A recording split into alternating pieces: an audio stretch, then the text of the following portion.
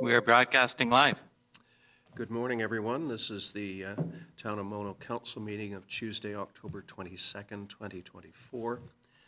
This meeting is being conducted in chambers and by means of electronic participation as permitted by Section 238, subsection 3.1 of the Municipal Act 2001 as amended, and the Town of Mono Procedural Bylaw 2020-42.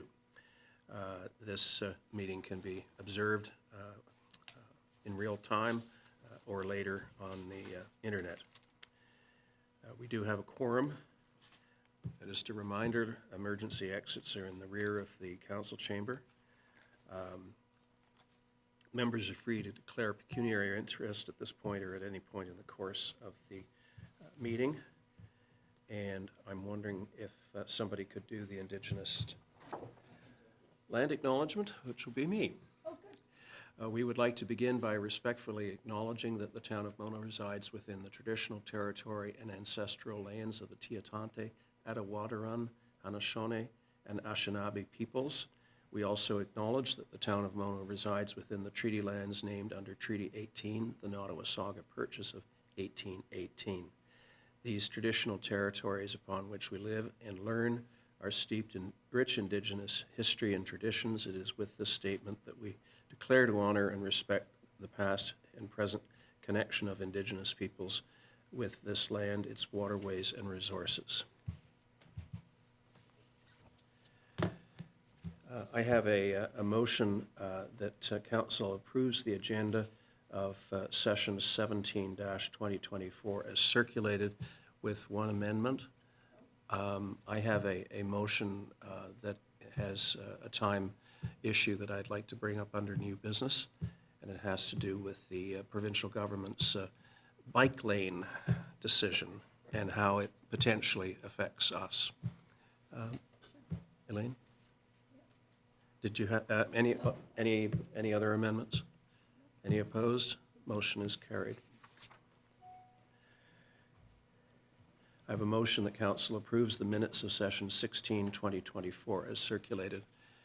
And did I have a mover and seconder on my first? Yeah. I didn't. Well, I didn't. well, Okay. So I gave it to Fred, so he's got it. okay. It was Fred and Elaine. Fred and Elaine. Sorry about that. And do I have a mover and seconder on this motion? Ralph and Elaine. Seconds. Any opposed to the minutes as circulated? Seeing none, the motion carries. We have one proclamation today, World Town Planning Day. Whereas the parks we enjoy, to the streets we travel, to places we call home, the discipline known as planning is interwoven within our lives. Every day, planning professionals work in communities like the Town of Mono across the country and around the world to make a positive difference in how we live, work, and play. By leading the design and management of land and resources, planners help protect our environment, promote health and well-being, preserve cultural heritage, and deliver community features that contribute to a better outcome for all. And whereas November 8th, 2024, the Canadian Institute of Planners will join other planning organizations worldwide to celebrate the 75th annual World Town Planning Day. World Town Planning Day represents an opportunity to reflect on the vast accomplishments of planners and to encourage curiosity, collaboration, and solving modern challenges. And whereas this year, World Town Planning Day is dedicated to one of the most pressing topics of our time, the housing crisis.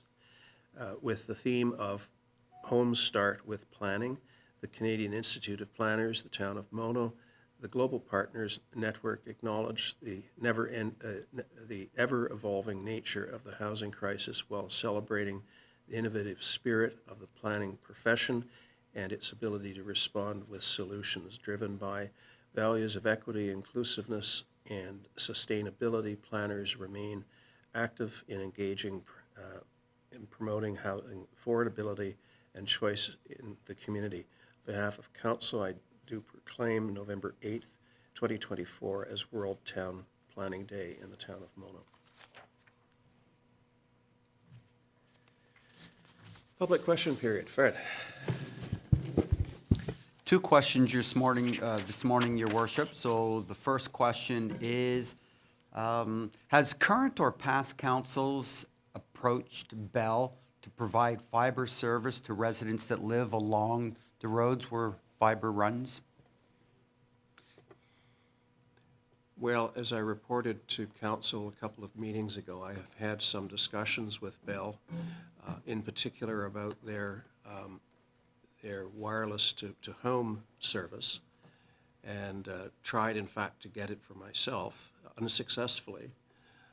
As it turns out, I was optimistic there for a time, but we have actually suggested very strongly to them that not only might there be that kind of opportunity, but we have a water tower now that no longer has a wireless internet facility at the top of it.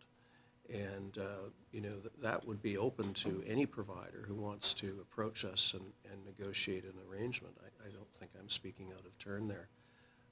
But we do have some contact names in Bell. They're very hard to get, but we now have them. And I can certainly reapproach. Anyone have any other observations? Well, I know it's spotty. I'm very lucky. There is a tower just south of Hockey Village. And by the skin of my teeth, I can get through the air reception from it. So down in the valley where some of us are lucky.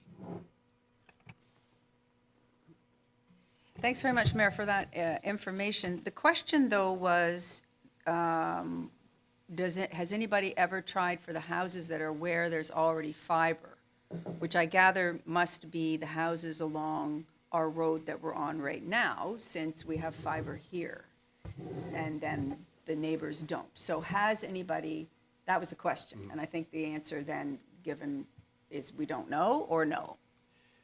Mike might know? The other issue is that while there may be fiber, and there has been since, I think, 2000 to this location, it's not necessarily the capacity of fiber that can serve individual houses along the way. In the past, when people have approached Bell and said, listen, I can see the fiber line from my window, can I connect? They've been quoted outrageous sums of money in the range of $15,000, $20,000, and yes, we can make it work for you. So that is history, and I think that the future is a combination of fiber where we can get it installed, and the reason we're getting it installed in the places that we are is because of provincial and federal grant monies. But also, I think the wireless option, whether it be Bell or Rogers through the Nokia device, which, by the way, works really well, I think that's maybe something to pursue. But again, that Nokia device only works well because you already have Rogers service in that area for your stick to pick up. It's dependent upon Yeah, that. I think Mike had something to say. Yeah, you're correct, Worship. It definitely is cost. For example, just to run fiber from the corner of the works yard into here was around $6,000 for the cable. The problem with the fiber that's existing with Bell is they haven't done the individual property drops like Rogers is doing right now, preparing. So so splicing is a bad word with fiber, but splicing into fiber optic is a very, very costly venture. And yes, it's definitely being, so if we do have calls from residents, Councillor Davey, we do tell them to reach out to Bell to deal with that. So. I should mention that I've received a last-minute update from Rogers. They are still awaiting permits to be approved by the Nottawasaga Conservation Authority, and they've given me the 2 permit numbers, and Matt is chasing them down on this. But the fact that those 2 permits are being held up is affecting potentially 270 homes from being connected sooner rather than later. So we're now in a situation where the Conservation Authority, who wants more money from us this year, by the way, is holding up their permitting process. Our permitting process is lightning fast by comparison. So then, do we have the ability to communicate and nudge and implore or whatever NVCA, or are they totally separate from us in this kind of a situation where? Well, I thought you were on the board. Well, no, I'm asking. Mike? I'm going to send the chair a note in a few minutes, reminding him that we have been informed, so informed. Well, Matt is making some inquiries on our behalf, literally as we speak. And the other thing, as I mentioned at a previous meeting, the Minister of Infrastructure is very interested in hearing from communities where there are holdups in the process for whatever reason. And certainly, I'm prepared to put this into the Minister's office if we don't get an immediate turnaround. There we go. I think we're interneted out. Fred, next question. The next question pertains to the noise bylaw survey that was running this summer. And it states that allowing one opinion per address or IP address restricts 2/3 of the population, including the vulnerable and disabled. Why does council restrict anyone's opinion? Anyone like to tackle that? Fred? So first, I do want to stress that our goal is always to ensure everyone who wants to express an opinion that it becomes known, or they have the opportunity to make it known to council. 4 surveys, including this one, of course, we mailed it by hard copy to every household. We have an online survey, which we do restrict to 1 submission per household.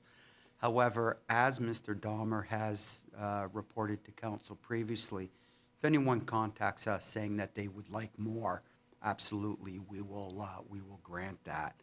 And of course, there's also the opportunity to attend the public meeting, both virtually or in person, reach out to council at any time or to staff. So our goal is to ensure there are multiple avenues for people to express their opinion when we're conducting surveys.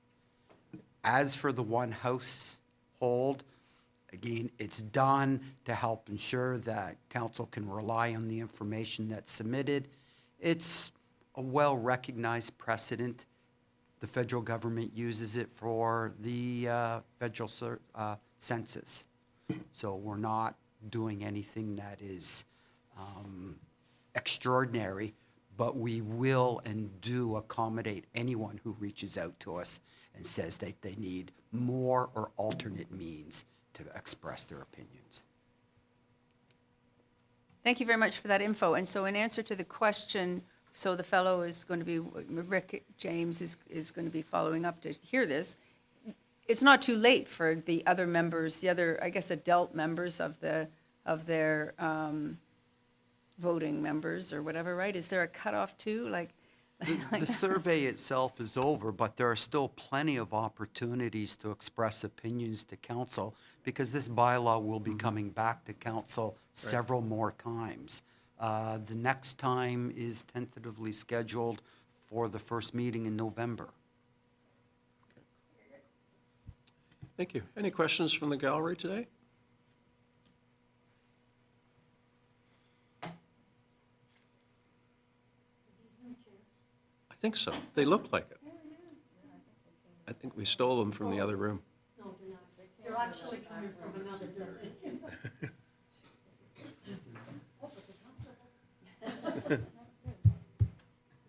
Good morning, Elaine Kehoe, 388-193 Mono Center Road.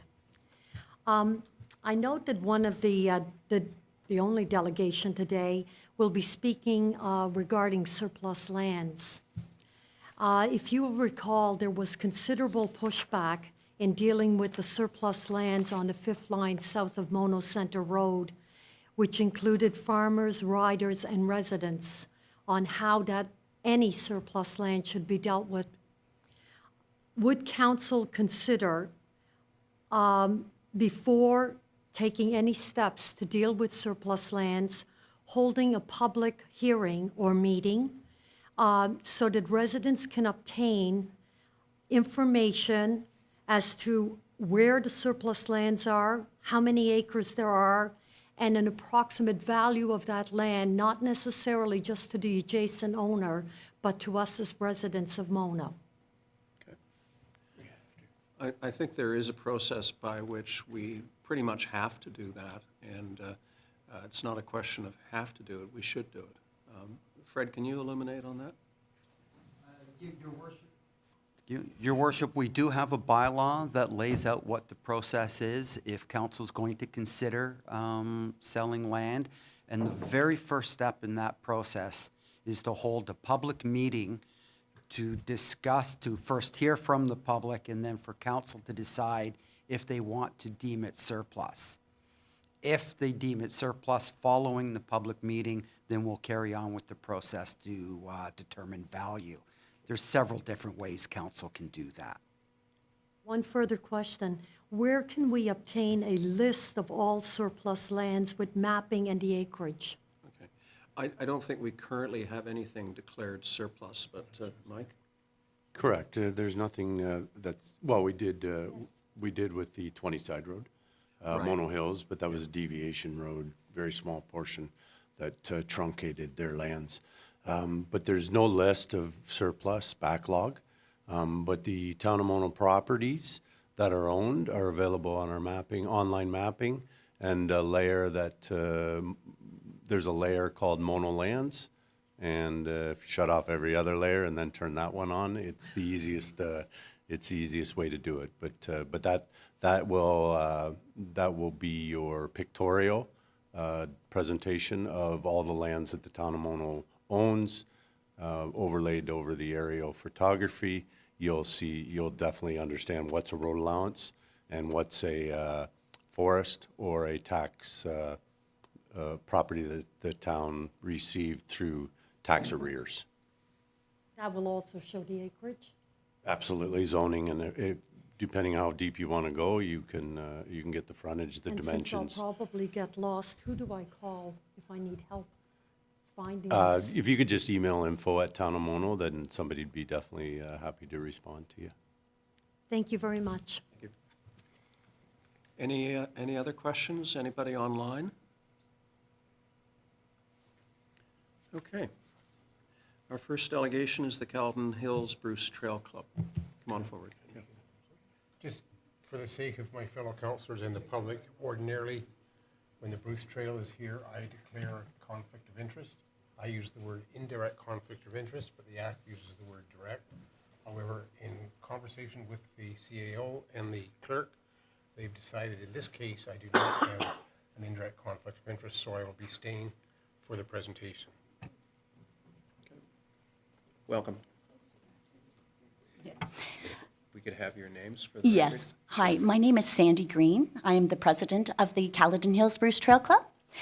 Mayor Creelman, Deputy Mayor Rinks, honored councilors, and others here. Thank you for the opportunity for allowing us to speak this morning. We really appreciate that. I'm here with Dave Moll. I think many of you know him already. He will be speaking in a moment. I just want to very briefly say a little bit about the club that I'm extremely proud to be part of. We are a group of over 1,100 members, and we have friends, close friends, across the province, into the other provinces, and from the United States. We have a dedicated active force of around 200 volunteers. We are truly grateful to the generous landowners who kindly and generously share their properties. We maintain to world-class standards a 72.4-kilometer section of the Bruce Trail from Cheltenham Badlands to Mono Centre.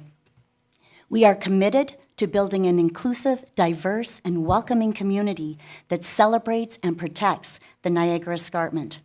Our Hike Ontario trained and certified hike leaders lead multiple weekly hiking adventures for our community members and groups.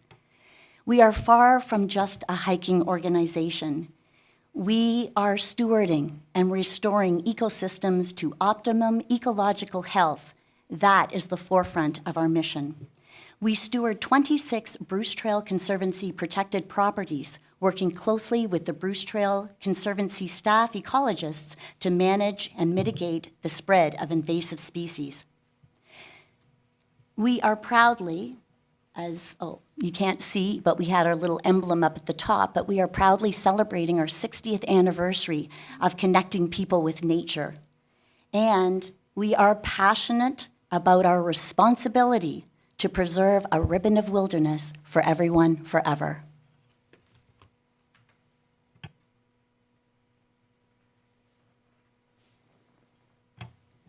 It is our vision to have the Bruce Trail secured within a permanently protected natural corridor along the Niagara Escarpment.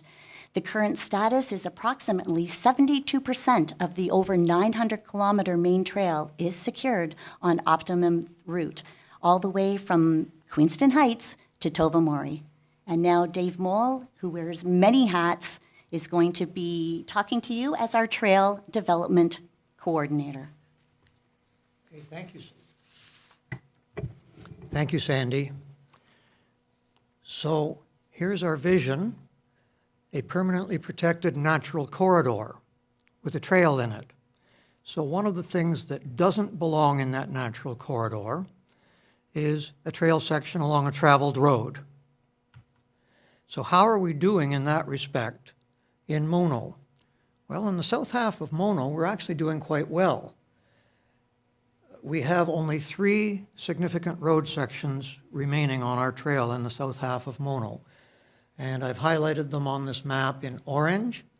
There's a half a kilometer on the 7th line, 1.1 kilometers on the 2nd line, and about 1 kilometer on the combination of Dunby Road and the 3rd line.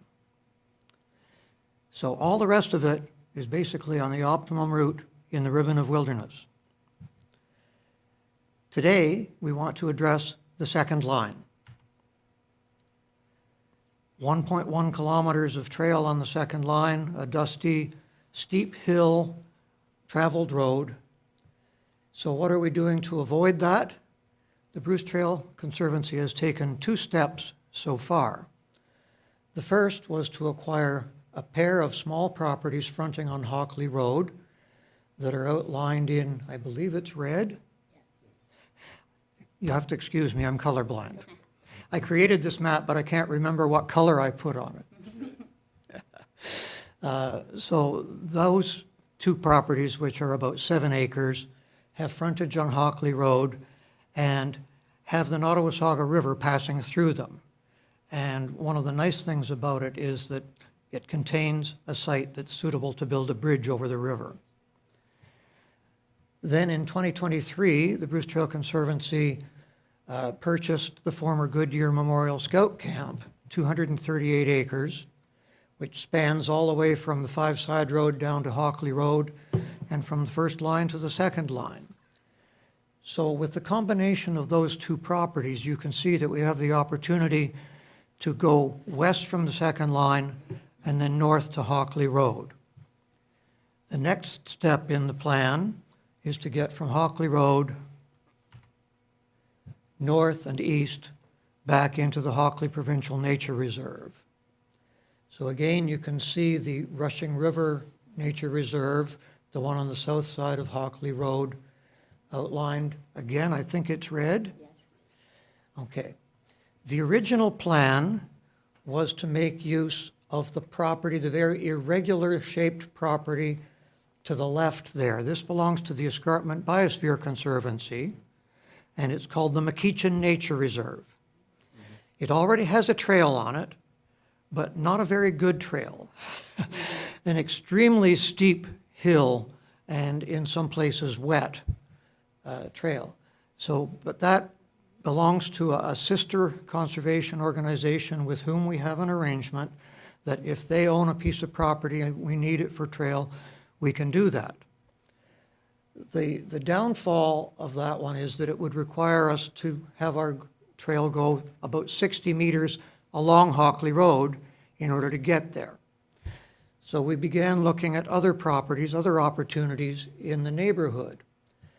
And what we discovered was that the property outlined in yellow on this map belongs to the town of Mono. The one between the yellow and the blue properties is a privately owned parcel that belongs to a person who lives up in Ottawa. He hasn't been to the property in about 25 years.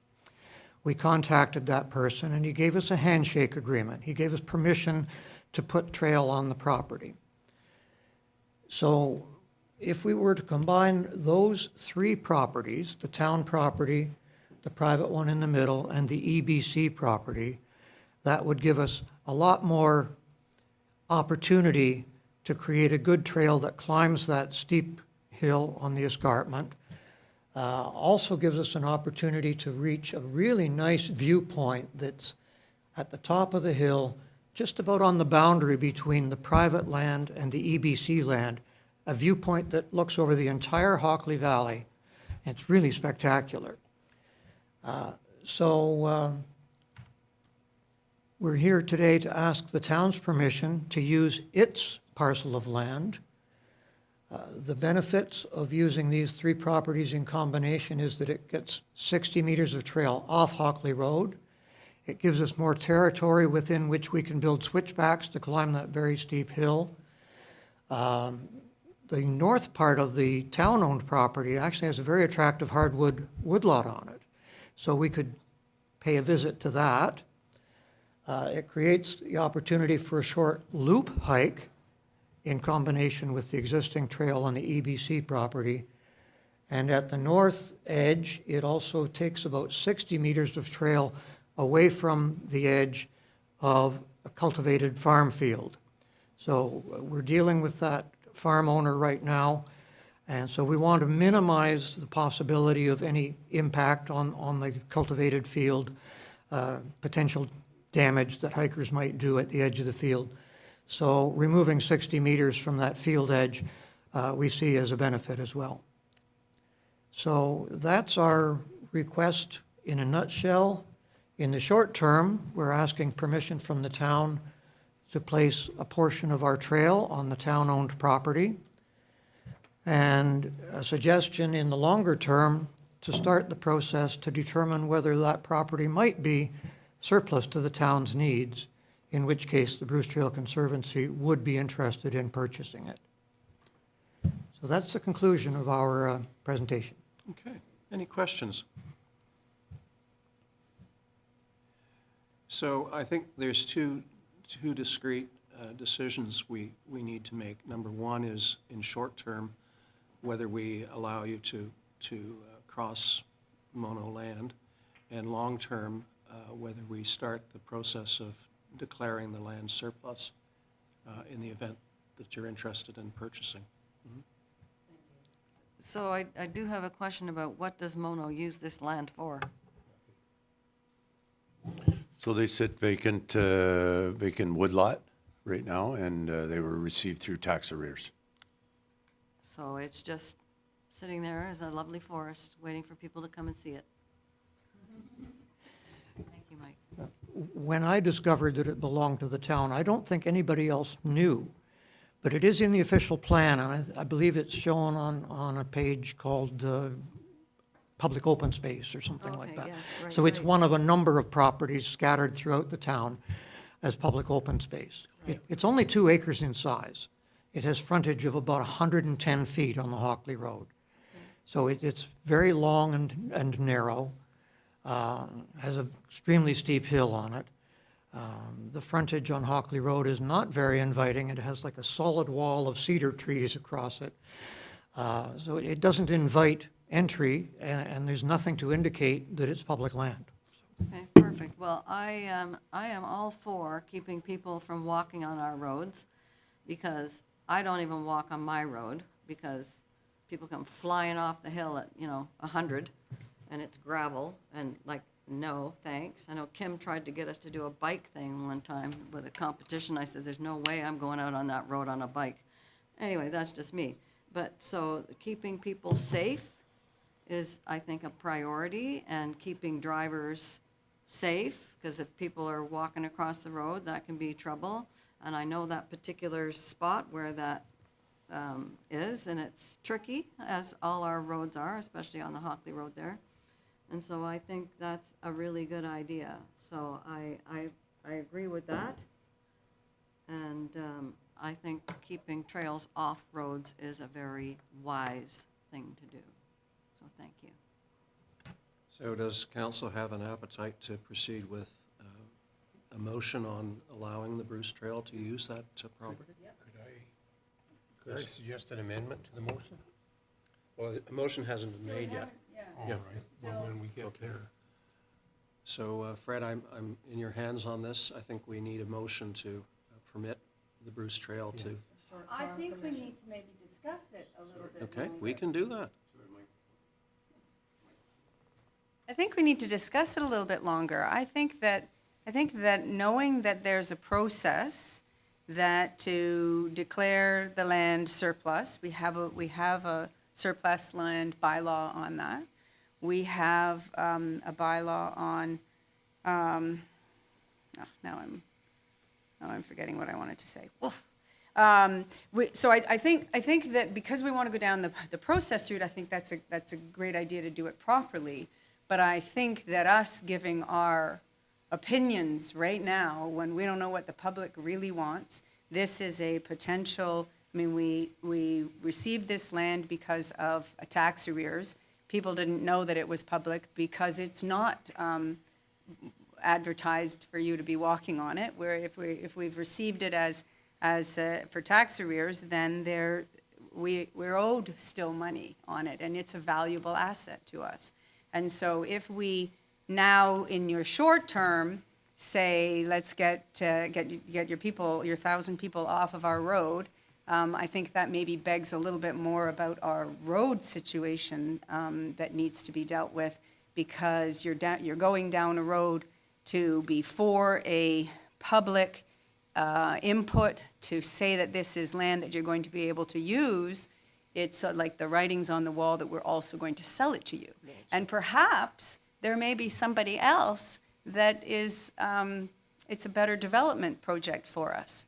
If it's only a 2-acre lot, then maybe, does it have a house on it? If it's tax arrears, it must already have property on it, or a house or something, no? Both lots currently sit vacant. Nothing.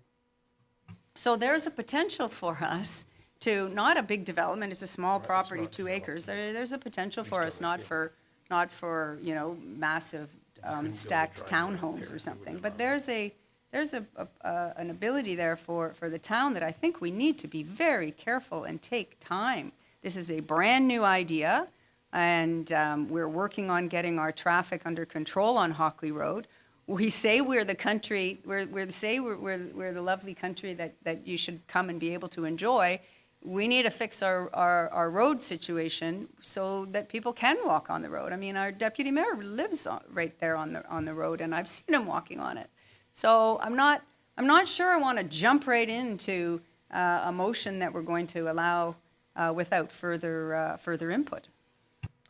Well, anyone can bring a motion at any time, and as I said, it's two discrete decisions. One is to allow the use in the short term, and I think we can do that sooner rather than later. But I agree that the larger decision to declare surplus is something that we maybe take our time with. Well, I agree, but once you have an arrangement, is there a going back on it to make it so that it's surplus for Mono to develop rather than surplus for the Bruce Trail to have? But I don't think that would be wise.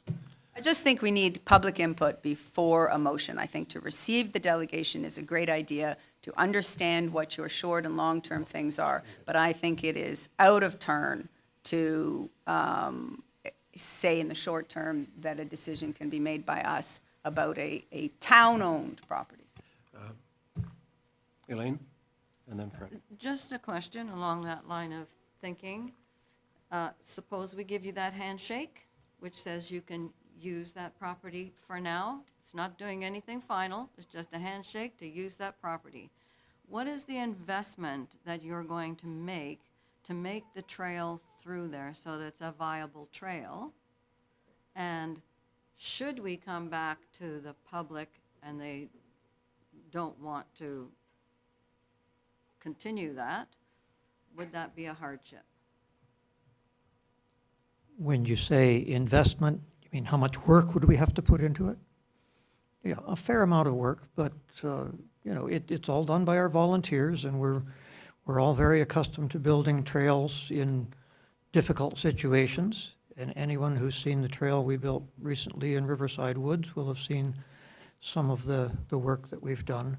So it's a risk we're prepared to take, I guess, that if the handshake doesn't last forever, okay. Right, okay, thank you. I think there's a question as well as to whether that's a developable lot. You know, whether it would even get a permit for a driveway onto a county road, and whether in fact you could build some structure on it. In other words, monetize it, and I don't know that it is a property that can be monetized. That's a great question. Maybe our staff knows. I can't seem to get the floor. I'm sorry, but Fred? sorry, does our staff know about whether it's a developable? Through the worship to Councillor Davy. So should council look at deeming this surplus, the inter-office circulations would result in the question you're asking. We haven't investigated these. These properties sit as is, and that would be an opportunity for all staff, all departments, to provide their opinion as to the process. Okay, Fred, I'd like to put a motion on the floor, if that's acceptable. Okay. I would like to move that the town of Mono allow the Caledon Hills Bruce Trail Club to build a trail on Concession 2 East EW Part Lot 8, roll number 6-10700, period. That's the motion. Do I have a seconder? Is there a seconder? I'm not sure I understand your motion. Well, because I fumbled reading it, I'm saying allow the Bruce Trail, never mind the issue of surplus. Allow the Bruce Trail to build a trail on that property. Short-term permission to use that land for trail. Does there become a time? No, just allow them to build the trail. It's basically a handshake. I'll second it. Okay. Did you get that, Fred?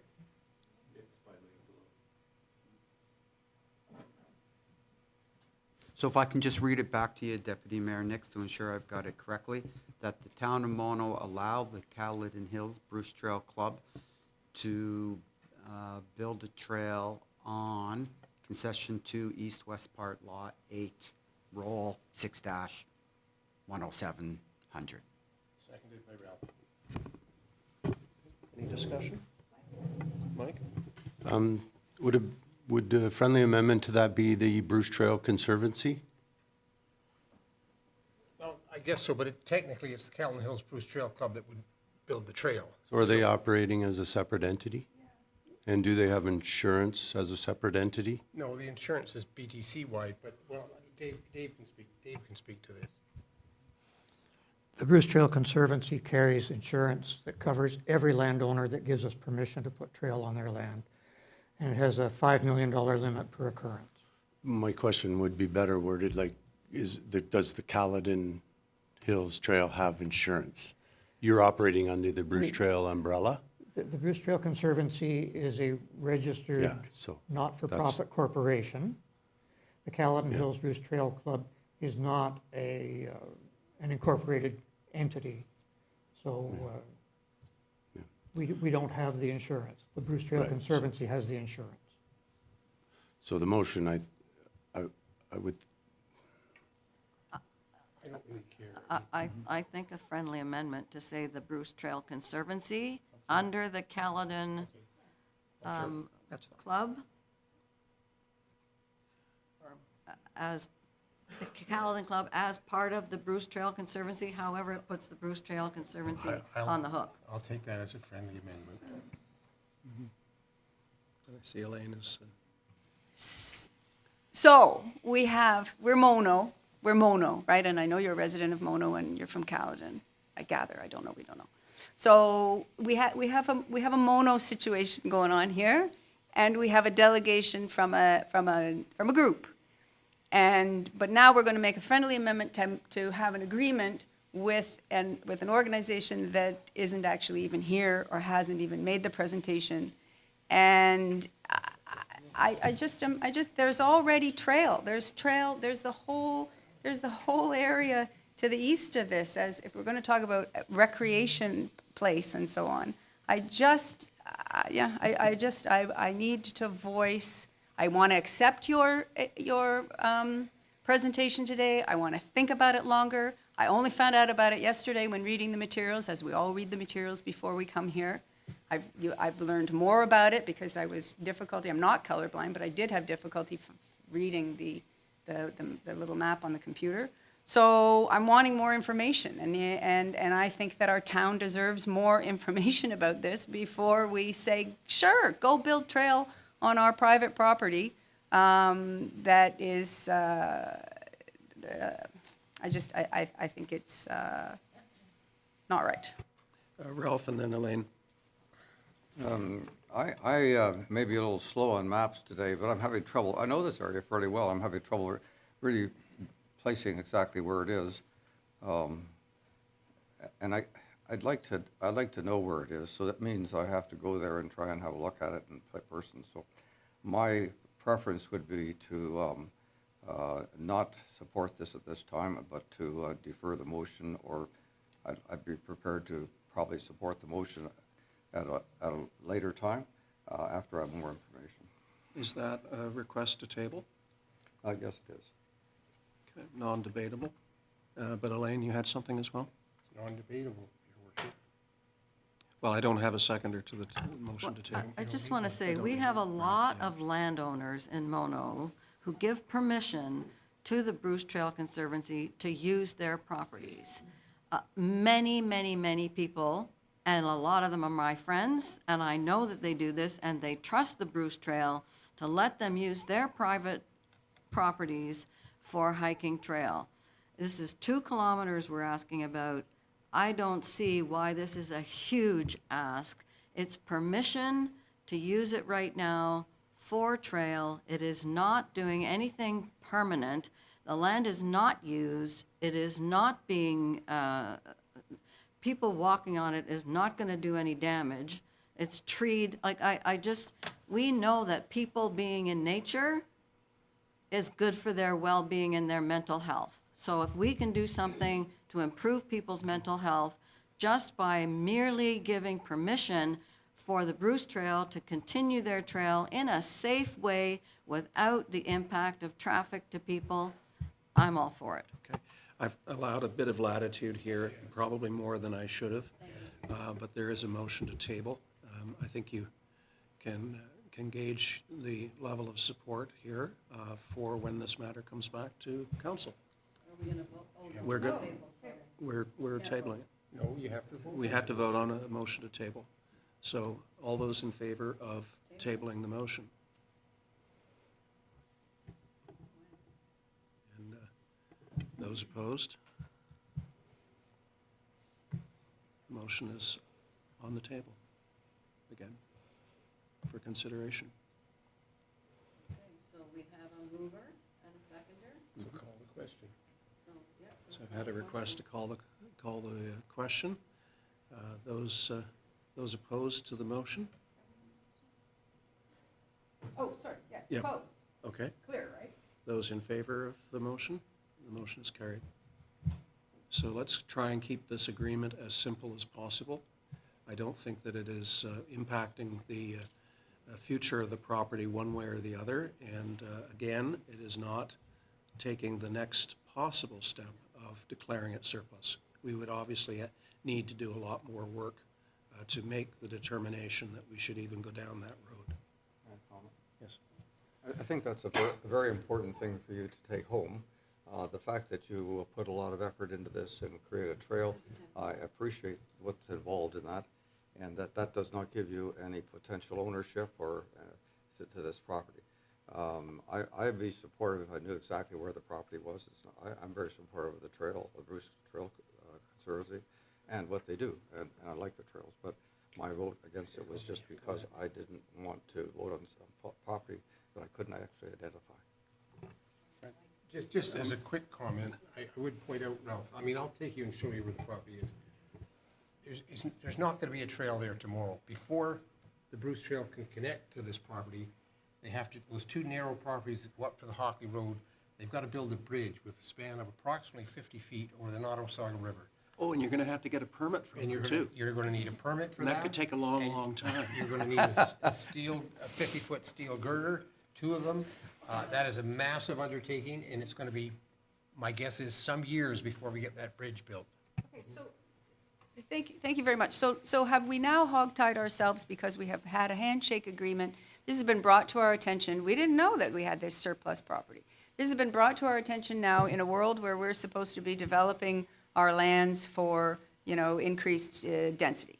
So say we want to build, say there's a developer who comes along to us now and is interested in a tasteful two-family home here. So we've got more people that we could have in Mono than we had before, but now, and they're going to pay us premium. We need money. Remember, that's the rest of the discussion here. But are you gonna? Because we've got an agreement and they're waiting for the permits and everything? Is this biased? Is this open eyes as to what is the best for the town of Mono? There is on the map already a duplicate, this would be a duplicative trail. There is a trail through your own blue property that you have permission for. We're just talking about getting people off our Hockley Road, which we're also talking about getting our motorcycles off of there so that our people could walk safely. So are we sure that this is the best thing for the people of the town? Not your friends who like to hike or whatever, but the town as a whole. Is this the best idea? I don't think it precludes anything in the future. I really don't think it precludes anything. I mean, you have handshake arrangements up and down the trail, and if a property changes ownership and the new owner doesn't want you traversing their property, I'm sure you have to make those changes. I can, if I can, just to the west of this property, Councillor Davy, going down the second line, we used to have a handshake agreement across the name of the farm. And when it changed hands, we were kicked off overnight. Dave and I had to go and move 3 stiles up. That's where the trail now was across Mr. Young's farm field. So when properties change, the fact of having a trail there does not stop properties from changing hands. That property belonged to Ivan Thomas, who was the town of Mono tax collector. May I make 2 final comments? Very quickly, because we have to get on with First of all, what we're asking for here is not extraordinary, it's not unusual. We already have the Bruce Trail in the Shelley Anderson Forest Tract. We have it on the park at Mono Center, and we have the Bruce Trail in numerous places on unopened road allowances that belong to the town of Mono, with the town's permission. So that's the first one. The second one for Councillor Manctolo, if you want to see the property, I'd be happy to meet you there and show it to you. Now I've got 2 offers, thank you. Mike, and then we're moving on. Your worship, if staff could have some direction here. So the word agreement was tossed around, but it's not in the motion. The town of Mono, as you know, we strive to clean up and to formalize information inside of our books. We don't know what handshake occurred on the Shelley Anderson. 5th line parking lot and 7th line have a legal agreement. They outline the allowable uses. They outline the termination date of that agreement. That may be extended by council. And staff would feel more comfortable if we could formalize this discussion. Well, we've voted, and I think it's up to staff to come back with an agreement, which could be patterned on what we already have. We don't have to reinvent the wheel. Right, so those agreements are normally prepared by the Bruce Trail, submitted to the town for review, which would then be submitted to council for entering into an agreement.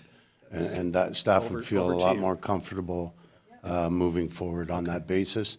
And it takes the concerns out with respect to the in perpetuity use. We could do it it. also formalizes the offer of insurance as well. So I think we'd look for some paper from you. Thank you very much. Thank you. Elaine, yeah. Thank you. Oh, please come to the microphone. Very quickly, Elaine, because we've got a huge agenda. I fail to understand how Fred could bring forth a motion regarding the Bruce Trail when he has stepped away from every meeting that we've ever had regarding the Bruce Trail. And I don't believe that it is a proper motion. I'm not a lawyer, but I believe that that motion should not have been brought by him because there's a conflict of interest. Well, it's not up to members of council to advise other members of council whether they have a conflict or not. It's up to individual members of council to make that determination. And your worship, I checked with both the clerk and the CAO, and I sent an information email to the integrity commissioner. So I'm just doing what I was told I could do. But you changed it while we were halfway through. All right, let's as I say, we cannot be the judge of others on conflict of interest matters. If that's a problem, I will move the motion. It's passed for the motion, for the time being. On to other unfinished business and deferred items. Unfinished council business, any comments, questions about the list? I'm not seeing any. Headwaters Streams Committee, Phragmites Control Pilot Project. Who is speaking to this? I think I am, your worship. Am I not? Go ahead. I think, Andrew, can you put a Google screenshot on the map? Okay. Can people hear me if I? No. There's a handheld mic. Where? To your right. To my right. Oh, yeah. It's got to be turned on, Fred. Yeah, I'll turn it on. How do I do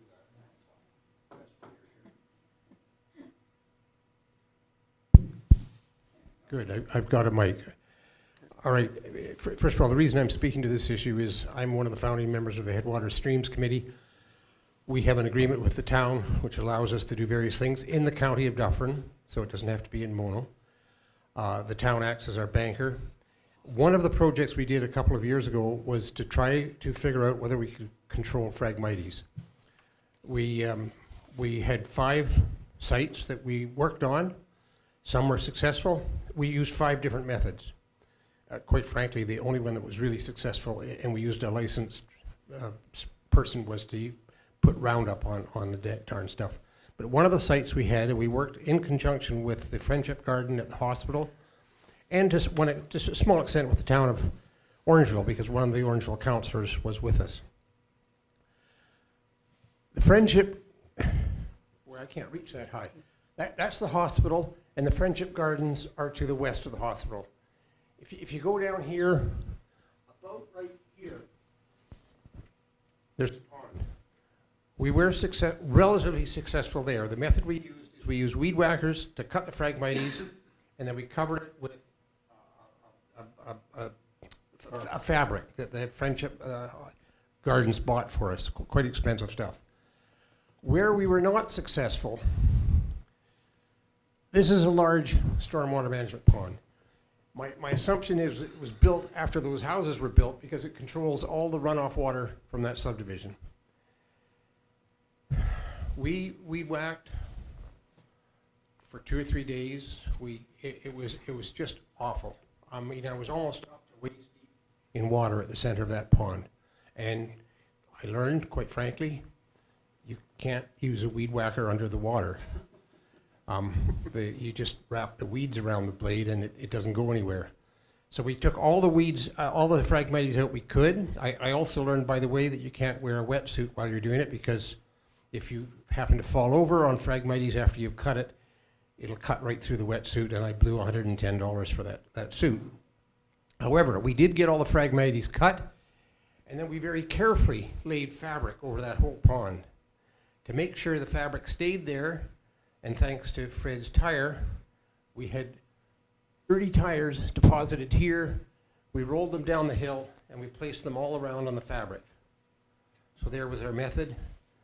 All right, 2 years, 3 years later, what we have is an awful mess. The water levels went up and down, the tires were all over the place, the fabric was Phragmites back there, so we failed, we totally failed. Here's what the ask is today. The Friendship Garden has asked us, can we get the tires out of there? Physically, I can't, I just don't have the strength anymore to try to roll them back up the hill. Fred's Tire, or it's now Green and Ross, will come and pick them up at this location here, but we have to get them out of the pond and up. We've thought of several possibilities. One, we wondered if we could use Kim's ATV, but I gather it doesn't have a winch on it. I think that's true. So now what Karen Morrison, our chair, is looking at is, could we use a town truck? There has been a truck down to the pond. I don't know if one of the town's trucks can navigate that hill. So what we're asking for is permission, and then if the permission's granted, I'll take Matt Noble there to this point, and we'll have a look at the hill, and he can tell me whether one of the town's trucks can navigate that hill. What we need the truck for is once we get the tires out of the pond, we've got to move them up to this spot so that Green and Ross can come and pick the tires up. That's the request.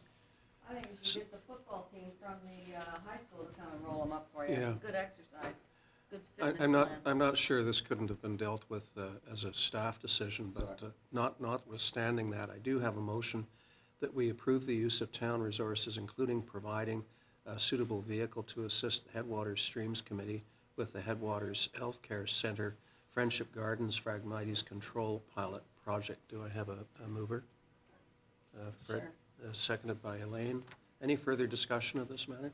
So it appears, Fred, that the item in the agenda is incorrect. You're not looking for the town's ATV anymore. Karen and Rob Best went and looked at the pond, and they think we need a truck. Yeah. That's what we're asking.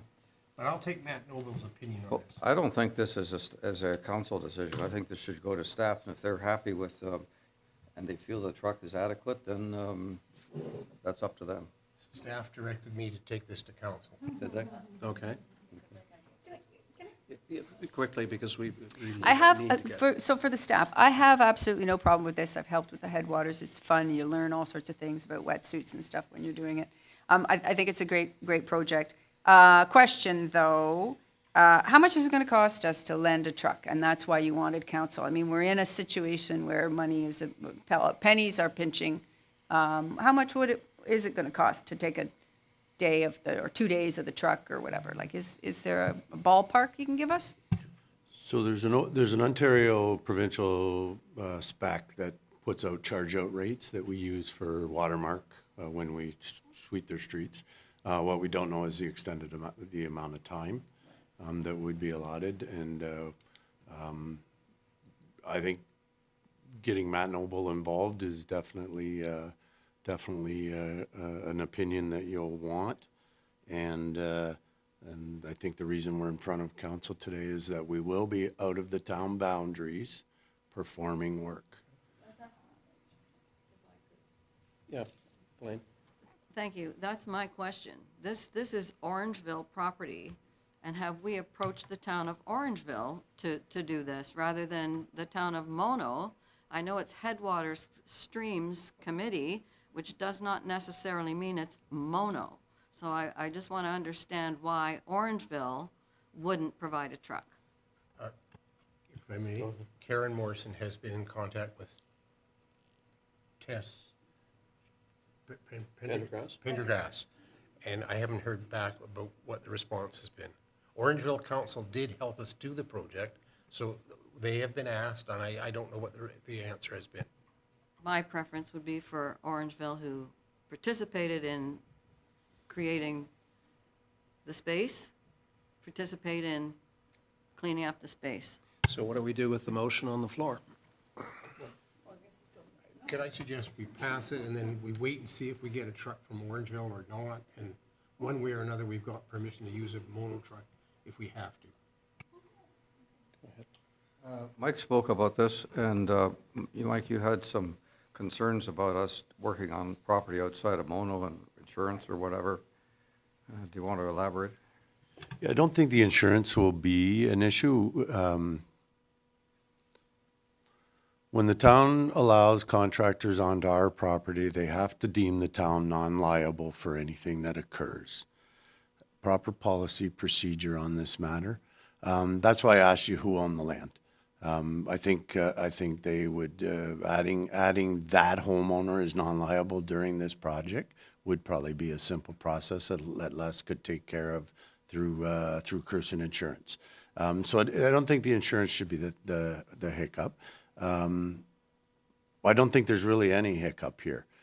We can follow through with the proper process and procedure, find the proper town resource that would provide this service, and let's get these tires out of the wetland. It's just, do we want it to get through council? And I would just add to the CAO's comment that I was told, Karen Morrison told me, that the Friendship Gardens owns that property. I find that unlikely. I'm sure the developer would have turned that property over to the town of Orangeville when the stormwater management pond was built. But I'm just telling you the answer I got from Karen. So I think the big concern is there, we really want to know who owns the property, because that's a simple conversation between myself and them, with respect to the fact that we're going to be on there, or whoever your contact is, Fred. I think that's just a small meeting that could occur, yeah. So we have a motion on the floor. Do we proceed with it, table it? I'm not saying that formally, but maybe Can I tabling hear it the until we motion get again, clarity. please? Until we get clarity about Town of Orangeville's involvement. That we approve the use of town resources, including providing a suitable vehicle to assist the Headwaters Streams Committee with the Headwaters Healthcare Center Friendship Gardens Phragmites Control Project.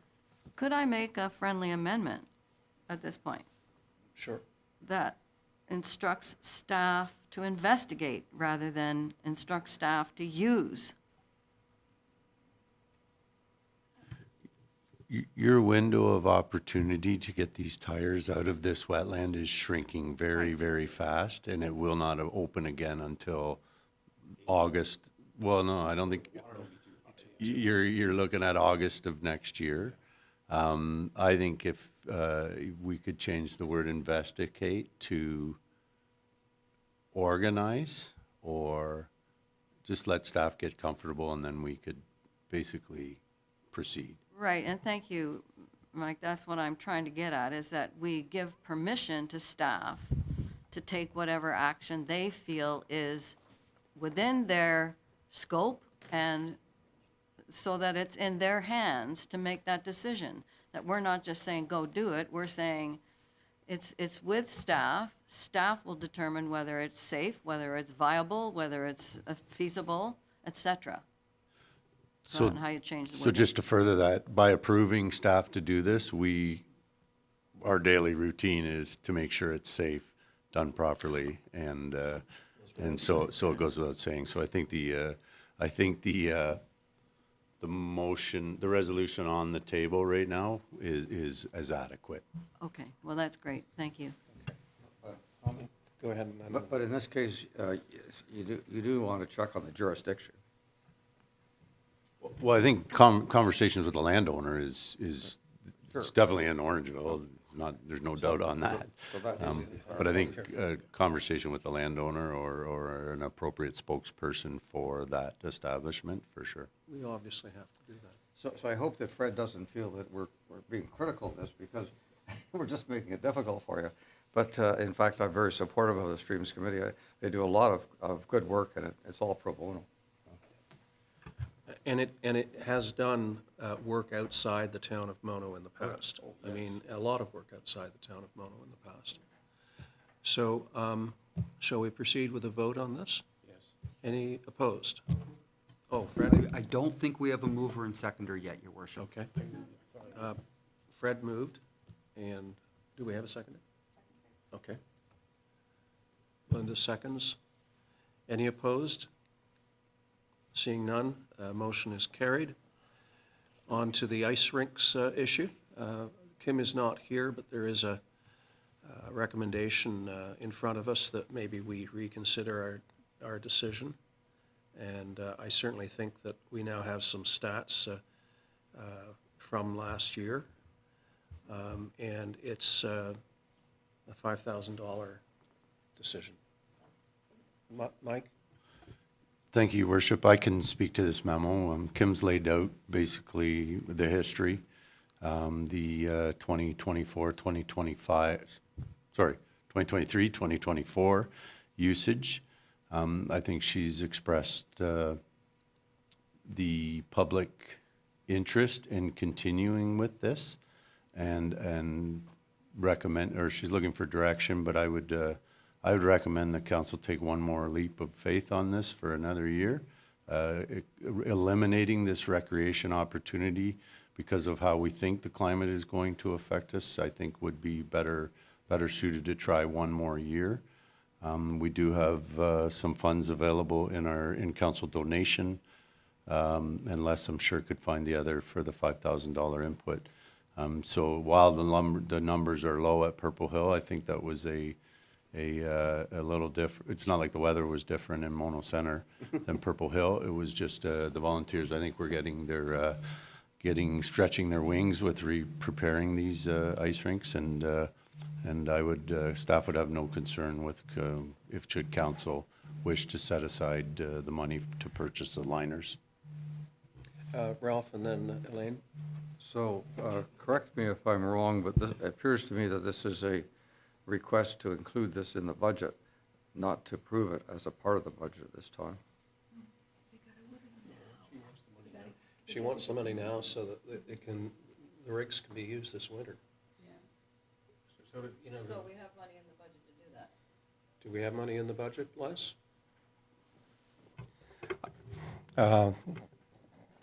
Through to you, Mr. Mayor. Basically, council did not approve the rinks for this year. So by approving the $5,000 now, you're giving Kim the authorization to go ahead with that purchase. So when I did speak to Kim about this as well regarding budget, I said, well, at the moment, things don't look too bad. We could probably accommodate the $5,000 across the three parks. Just that it wasn't initially budgeted for. Ralph and then Melinda? So, Les, Ralph, tell. so Les, the amount that was quoted at the last budget, because the discussion was 8,900, and now it's 5,000. Is there a change, So a the material 5,000 change? is the cost of the liners, the rink liners, and the balance is the labor. Now, Kim does have the labor in her budget because there's always duties and things to do at the parks. So if her staff are not tending to the ice rink, they'll be doing something else. Like there's an endless list. I mean, you can ask Public Works, they'll never catch up. So parks are kind of in that situation as well. So the labor is there. Thank you. And are these liners replaced on a yearly basis, or what's the history? Yeah, unfortunately, they're usually damaged, and their buoyancy or Water, yeah. water retention relies heavily on the liner being a complete surface, intact, yeah. Thank you. That was the question I had, was the lifespan of these liners. And the other question I have is, where do we get these from?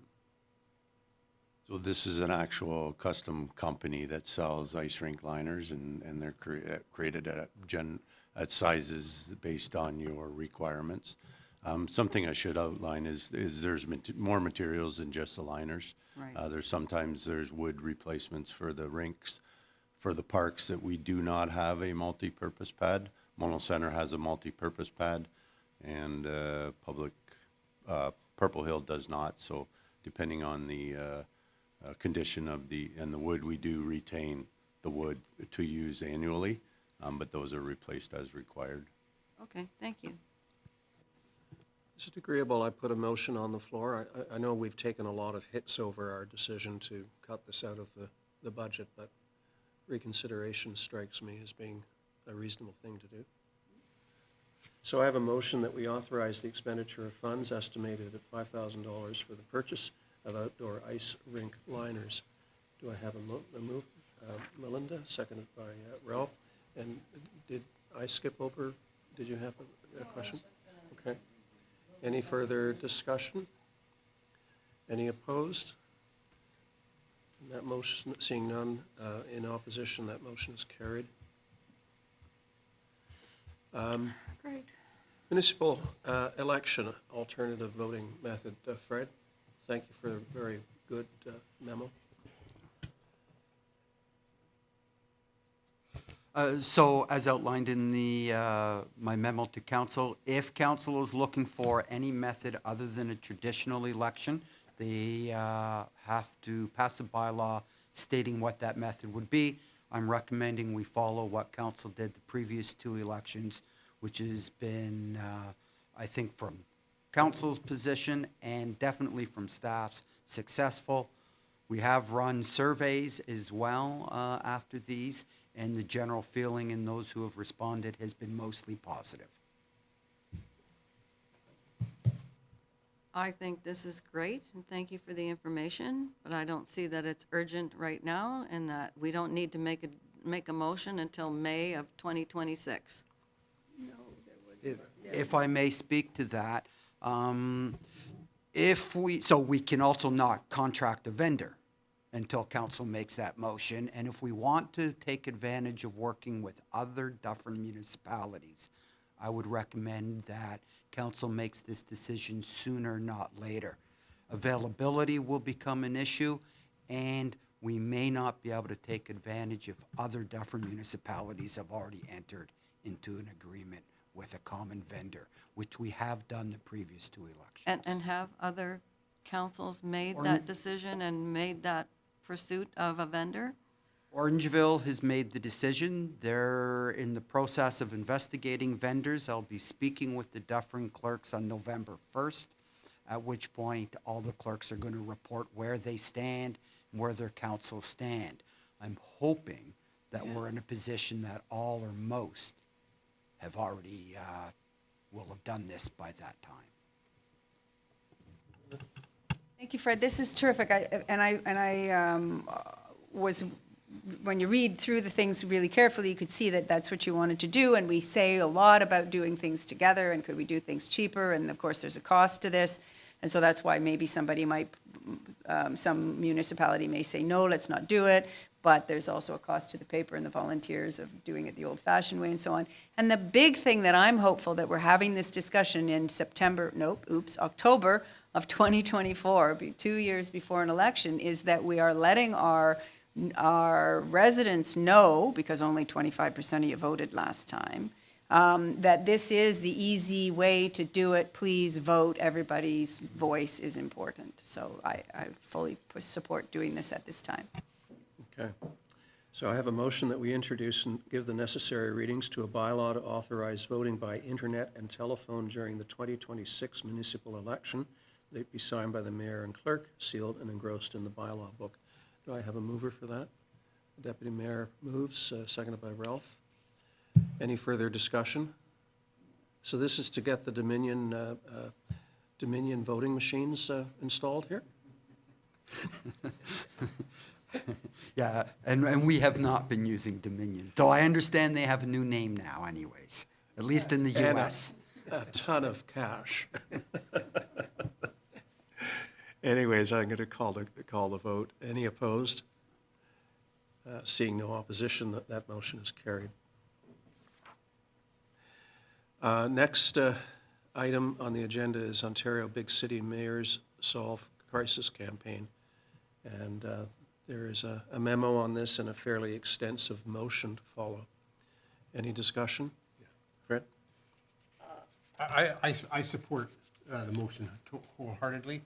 I just wanted to add some information to it because in some sense I'm confused. The county of Dufferin already does an awful lot to address the issue of homelessness. They have 7 or 8 programs for homeowners to keep people in their homes. It can be an apartment with rent geared to income, or it can be payments just to pay the utilities. But once they get homeless, or once people are homeless, they have agreements with, well, actually 2 shelters, but 3 cohorts. They have an agreement with Family Transition Place, with Choices, which has a program for youth, and Choices, which has a program for men. They also rent for people who pass, the homeless people who pass certain tests. They have rented 10 of the units from the Ship Motel on the First Line. And And finally, over the last approximately 12 months, I'm not sure of the timelines, they've rented 989 motel room nights for people who are homeless. But having said all that, they obviously don't quite have the resources, they've said they don't have the resources to do a complete job. We now, as of September, have encampments in the Orangeville area. I'm not exactly sure how many, but we have approximately 13 people who are homeless, living in encampments, and we don't have the means to do anything with those people. I just wanted to add that issue to this motion to stress the importance of what Lisa Post is proposing in this motion. Any further discussion, debate? I'm going to read the motion. Whereas the Western Ontario Wardens Caucus, Eastern Ontario Wardens Caucus, and Eastern Ontario Mayors Caucus joined a call to action around Solve the Crisis campaign led by Ontario Big City Mayors, and whereas Council for the Town of Mono recognizes the need for the provincial and federal governments to take immediate and targeted action to help solve the crisis around homelessness and mental health, therefore be it resolved that the Council for the Town of Mono calls on the province and federal governments to commit to immediate action to solve the humanitarian crisis that Ontario is facing as the number of unhoused individuals and those suffering from mental health and addictions grows exponentially. And whereas the province officially makes homelessness a health priority, and that the Premier of Ontario appoint a responsible minister and ministry with appropriate funding and powers to act as a single point of contact to address the full spectrum of housing needs as well as mental health addictions and wraparound supports, and that the provincial government strike a task force with broad sector representatives, including municipalities, regions, healthcare, first responders and community services, the business community, and the tourism industry to develop a Made in Ontario action plan to ensure that solutions can be implemented quickly and effectively to tackle this crisis, and that the provincial government provide adequate, sufficient, sustainable funding to ensure that municipalities have the tools and resources to support individuals suffering from mental health and addictions, including unhoused people and those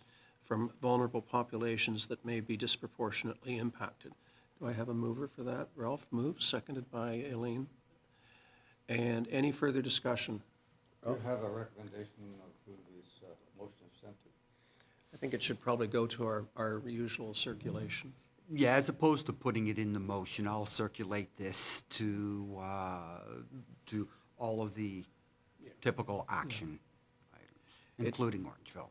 Dawson It's County. interesting that it calls for a single point of contact, i.e. a Ministry of Housing, not a Ministry of Housing as an afterthought to some other ministry. And we haven't had that for, I think, 30 years. It's the ministry, a single point, but the Ministry of Housing and Addictions. I mean, that's a ginormous job. At least I think that's what you read. No, it's, I think the intent is that housing is now a function of a ministry with other responsibilities. So returning it to the way it used to be in the 70s and 80s makes it a standalone ministry with responsibility for housing and the issues that flow from not being housed. And that's an improvement over including it with municipal affairs and all the other formulations that they've done throughout the years. It does expand the size of the already bloated cabinet, but I think it's a worthy thing to do. Any further discussion? Any opposed? And that motion is carried. And I'm going to suggest that we take a 5-minute break and return to deal with the budget issues. 5 minutes? 5 minutes. Okay, good.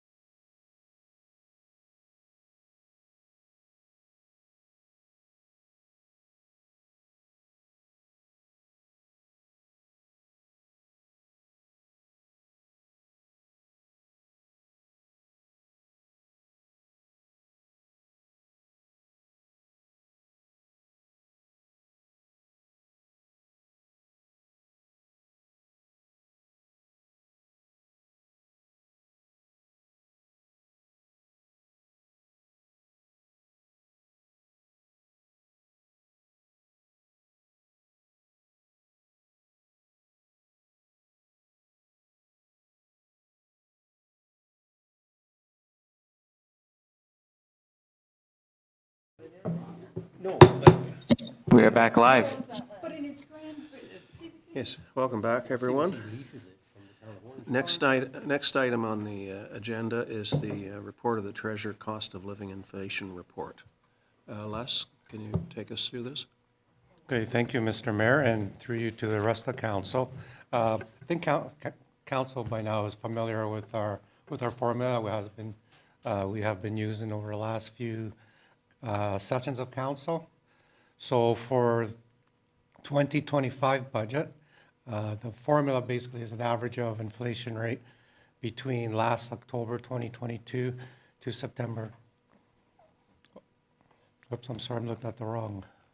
So basically, the inflation rate looking from this past September to last year, October, and the average came in at 2.8. So I guess the Bank of Canada is being successful. They're beating down the inflation rate. Now, with this memo, I wanted to point out to council, the last two budgets, council did not follow this formula. Last year, the average came in at 4.5, and the decision was made to go with 4. And the year before, I guess in the height of inflation, the average was 6.5, and again, 4% was used. So this memo, the ask is, that was about a 3% reduction. Not the full 3%, but basically, last year was 4%. For this year's budget, 2024 was 4%. Requesting council approve a third 4%. Kind of keep things even out and go with the norm. Questions? Elaine? Maybe I didn't read this right, but I'll help you forgive me, Les. Thank you very much for all of the detail. I wanted to understand, are we talking about this for staff increases, not across the budget?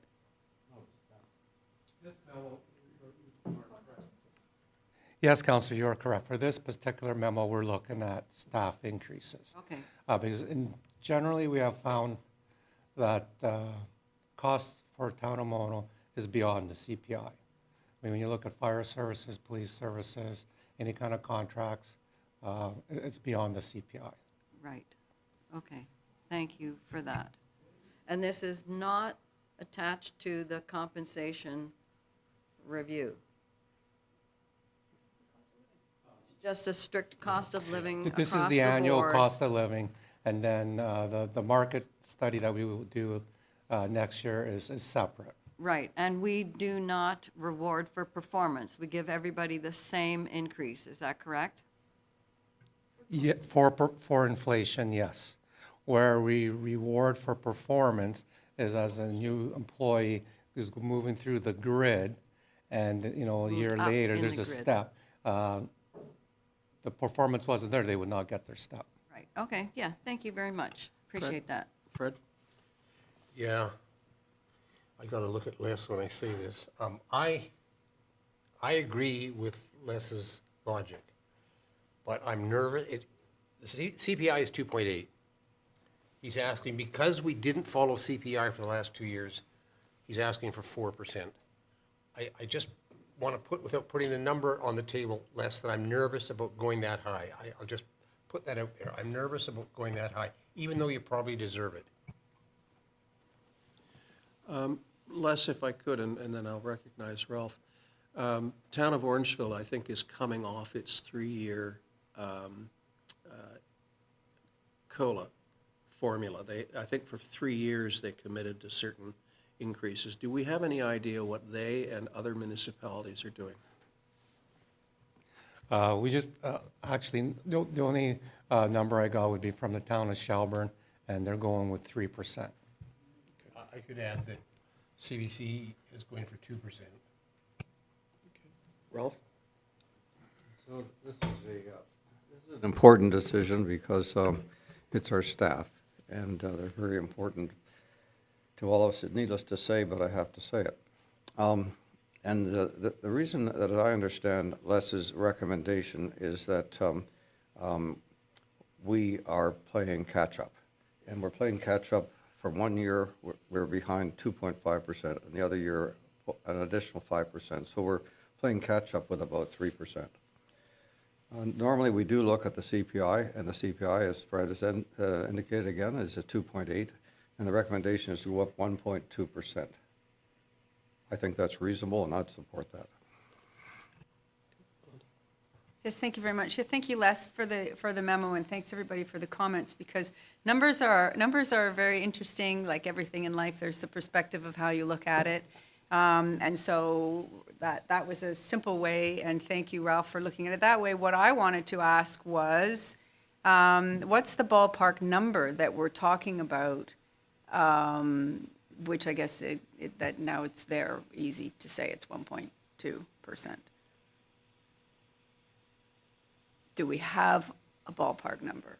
If we went with just COLA at 1.2% less, what's the 1.2? How much extra money? Because we're going to be getting a budget, and we're going to be having to cut stuff. I'm pulling out my phone to get the calculator. To get the calculator? It's roughly 1.2% on about 1.8 million total salary. So so I'm sorry, that's 100. I'm sorry, hold on a second.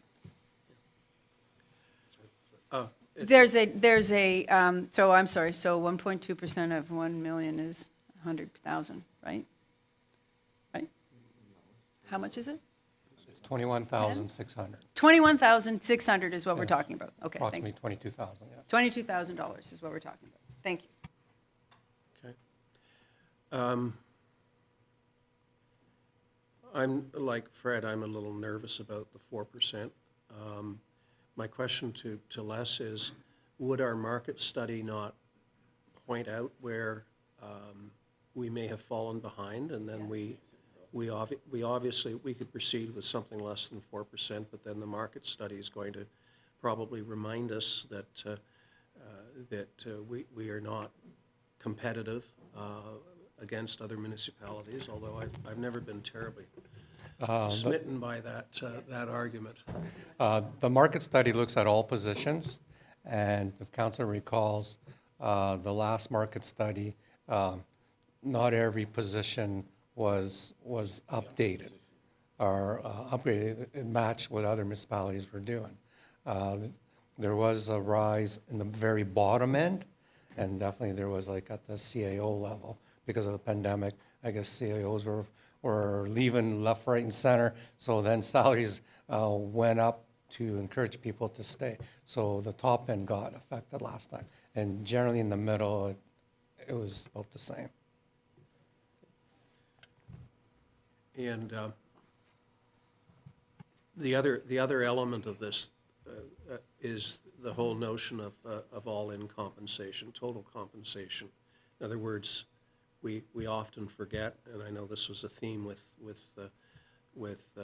former members of council and current members of council, we often forget the value of the benefits package that everybody has, so that we're not looking at this in we're looking at this in a bit of isolation when we don't consider the total package as distinct from simply salaries.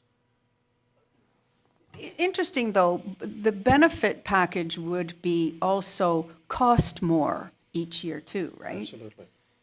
So it's kind of, And I hear that Orangeville is experiencing quite an increase to the cost of the benefits that it extends to town employees. So I wouldn't be surprised if our costs are going up as well. Do you have any information on that? As council know, we are part of the county-wide plan, and which does, I guess, level out any increases because of the numbers of employees between the town of Orangeville, the county of Deferred, and the rest of the municipalities. Each municipality does have the option to tweak their coverage. I know, like with Orangeville, when they had their own police department, the police department's benefits were different than the regular I guess, staff benefits. So that there could be that issue depends on what tweak in Orangeville has as well, where their benefits are being driven up.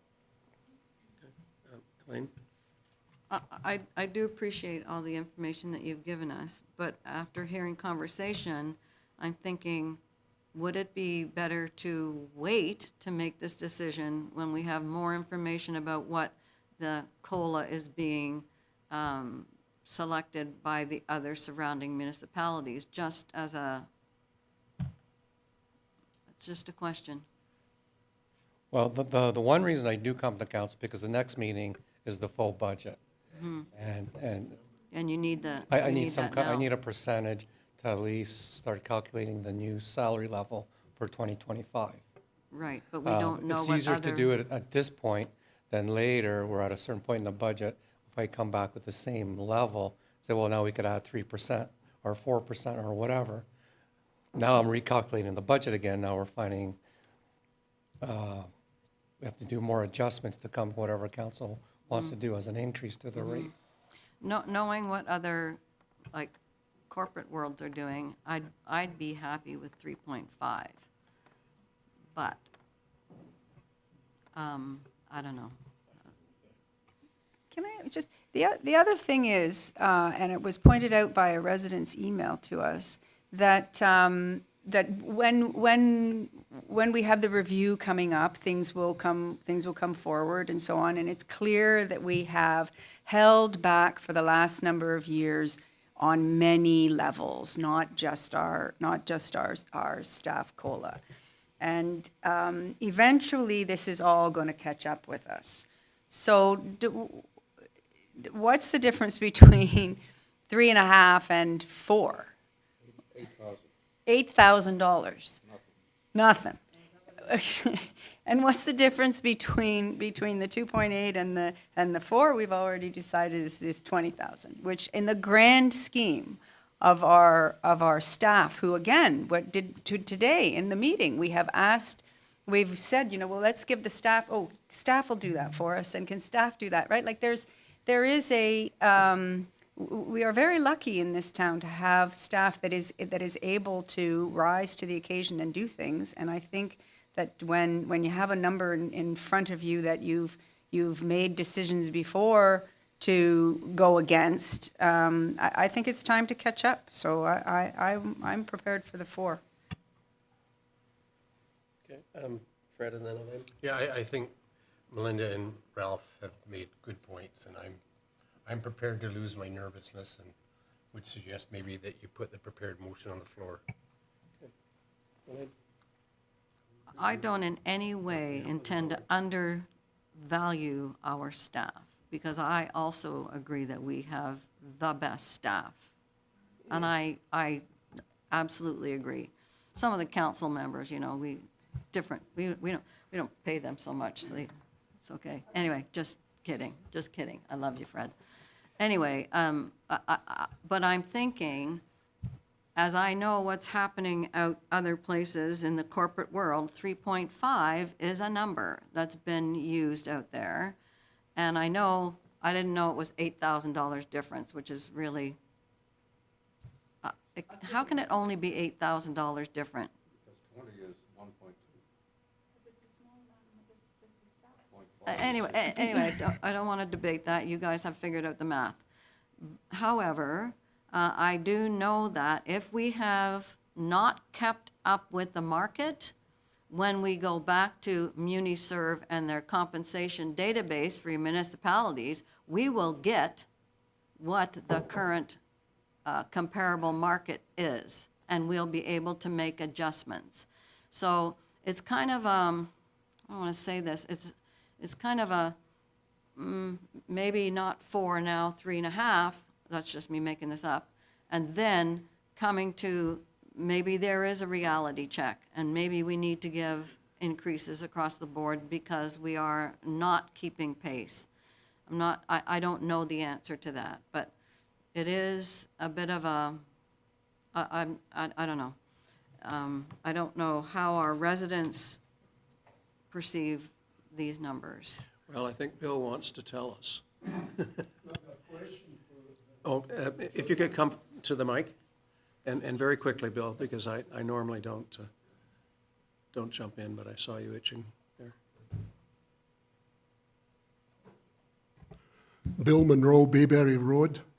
I've got a question actually for the treasurer. He just mentioned that the the salaries were 1.8 million. Can you tell me the difference between the 1.8 million and the audited statement which says salaries and benefits 3.6 million?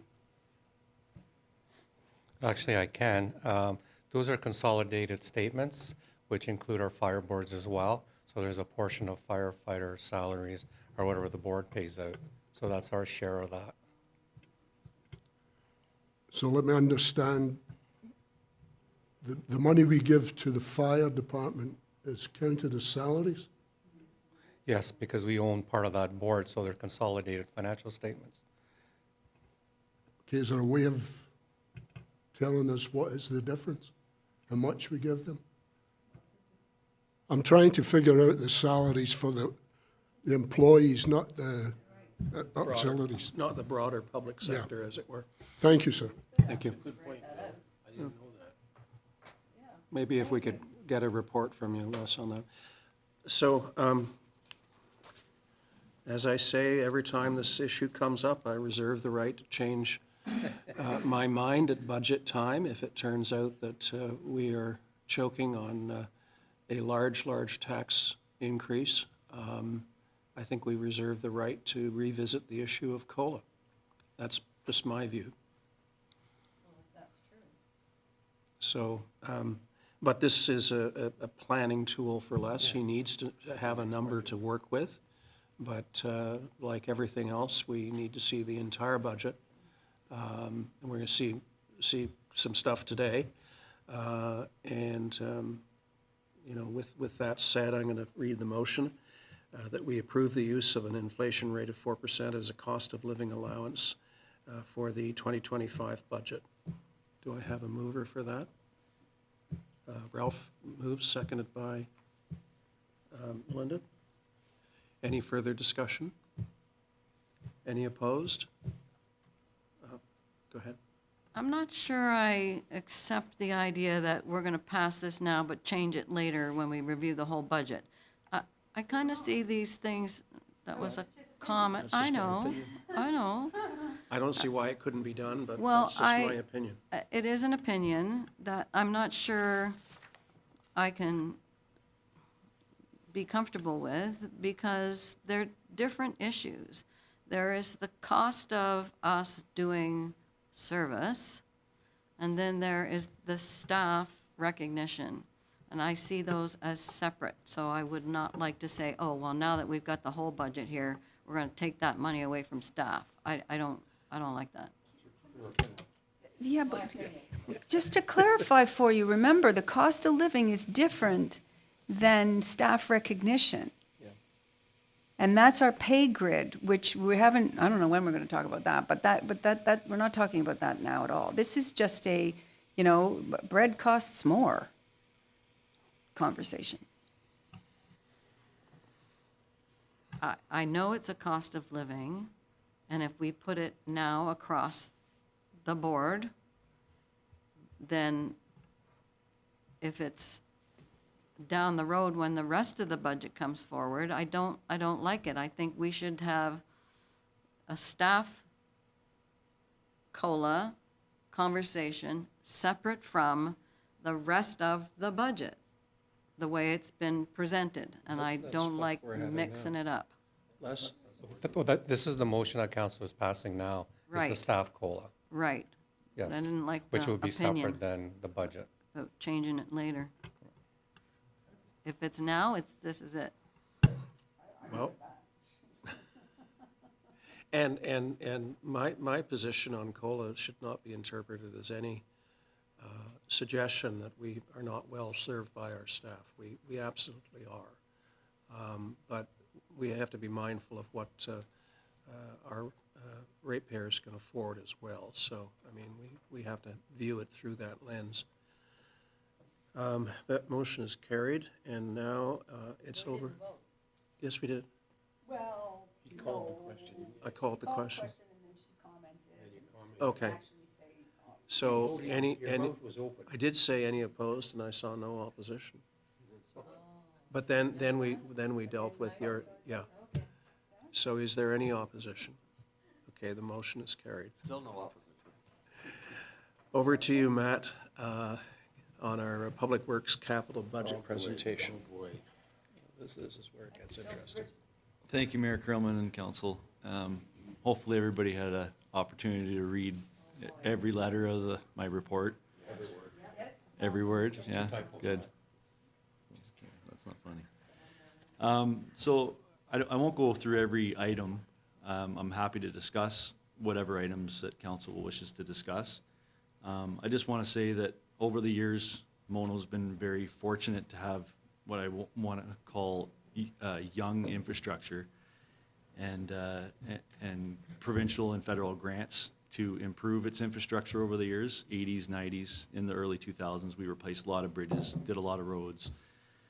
Our linear infrastructure, like the storm that I discussed in the consolidated linear infrastructure, that stuff is hitting a point where it's midlife and it is starting to age, and that's why I've asked for reserves again this year. So I just really want to drive the point home that this stuff's in here for a reason. It's hitting an age, and last year was 4.1, this year's 6.85. It's just going to keep compounding every year. So, like I said, I'm happy to discuss any items in particular. Sorry. Ralph is wanting to Yeah, ask a question. I'd like to suggest a way to proceed with this, because there are 20 individual items here, and Matt's given us a very thorough and I think very well-written document here. I told him earlier this morning I love the document except for the numbers. I think we should go over these one at a time, and if anybody has questions about number 1 or number 7 or whatever, and just go through them all. Like a walkthrough. Yeah. Could I, We called it in IT. Pardon? That's what we called it in IT, a walkthrough. Okay, I'll walk through, including each item one at a time, and then we have a chance to ask. Otherwise, it's sort of a mess of information. I'm not opposed to that. I think that would be a fine idea, but while we're doing it, what I would like from Public Works, I mean, what is it, 6.8 million this year, and last year was, I don't know. Yeah, whatever. It's an enormous increase. What I would like as we do the walkthrough, is there some way we could prioritize these various issues? Like, what has to be done because of a bridge inspection? You know, we don't have a choice. We either close the bridge or fix it. I mean, in those cases, it's quite clear. What things could be delayed by a year or two? And what things could we not do? And I know it would reduce the level of service, but still, we could, to make the decision, we need to know that. So as we walk through, Councillor Manchello, I really would like Public Works to tell us, sort of prioritize these issues. Thank you, Deputy Mayor Nix. I want to say I have prioritized them. Public Works has brought these individual items to council for multiple years, and they're projected, right? We don't want to fix a roof after it's been leaking for 10 years. So if you look at a bridge like a roof on your house, you don't wait till it's failed before you replace it. So that's the whole point of these reports. It's important that, you know, money gets allocated, so it's blended in over the years. It's not such a financial impact, especially considering the age of the infrastructure in the town as a whole, particularly the core assets, which I included on page 4. You'll see roads, $153 million worth of road assets, bridges and culverts, $43.7 million. This came right out of the Watson report. Water, wastewater isn't in there, but it will be coming down the pike eventually, unfortunately. Stormwater. So this is an expensive infrastructure that's all hit a certain age, and the longer it gets pushed down, the more difficult it is. So I want to say I have prioritized it. It's in my mind. I consider it is important. The reserves are important, like I said, to help blend that in over the years. And these items have been addressed, identified in the biennial bridge inspection reports, which they happened this year. They've been in the 10-year plans for the reports that Public Works has been managing since we've been doing reports. So these structures are the oldest structures that are there, and they're being prioritized accordingly. And the roads, well, council asked for the road management plan in 2023. We worked on it in 2024 to do it, so that's increased, you know, the requirements by 1.9 roughly on average for the next 10 years. So we're prioritizing those. Can infrastructure wait? That's up to council's decision. Yes, I hear you, but I mean, I know in particular, we have one bridge. I know, we did a survey, and the residents want us to fix it. That's, what's that, 1.8 million? The alternative is simply to put a sign up, bridge closed. Oh, my God. What if you're the guy that lives there? The people who live there have, from the south of it have access from the Hockey Road. The people who live on the north side of it have access from the Tenside Road. So it isn't the end of the world if we just put up a sign and say, bridge closed. That's $1.8 million. So what happened to the notion of going through this item by item? I think we should get back on track. And if I can add a caveat to that some of us may want to say to the treasurer, what components could be borrowed again? Could we borrow as opposed to taking it totally out of the hide of the taxpayer? Could you elaborate on that? Well, we've never borrowed. And the question has arisen in the past, and I think Fred has certainly been a champion of it, that there may be projects that we could borrow against as opposed to funding out of the tax base. Well, anything And of the bridge is an obvious one, I think. Yeah, projects like that are, you can borrow. Now, when it comes, we haven't got through Matt's report yet, but like Bridge 5 is fundable also from development charges because it's being enlarged from a not quite single lane to a double lane, and it is in our background DC study for funding purposes. And also gas tax can contribute towards the bridge because Matt's doing, well, not Matt, but anyways, the project includes some road work, some road aligning and that. So more vehicles can go through the bridge versus a tight turn.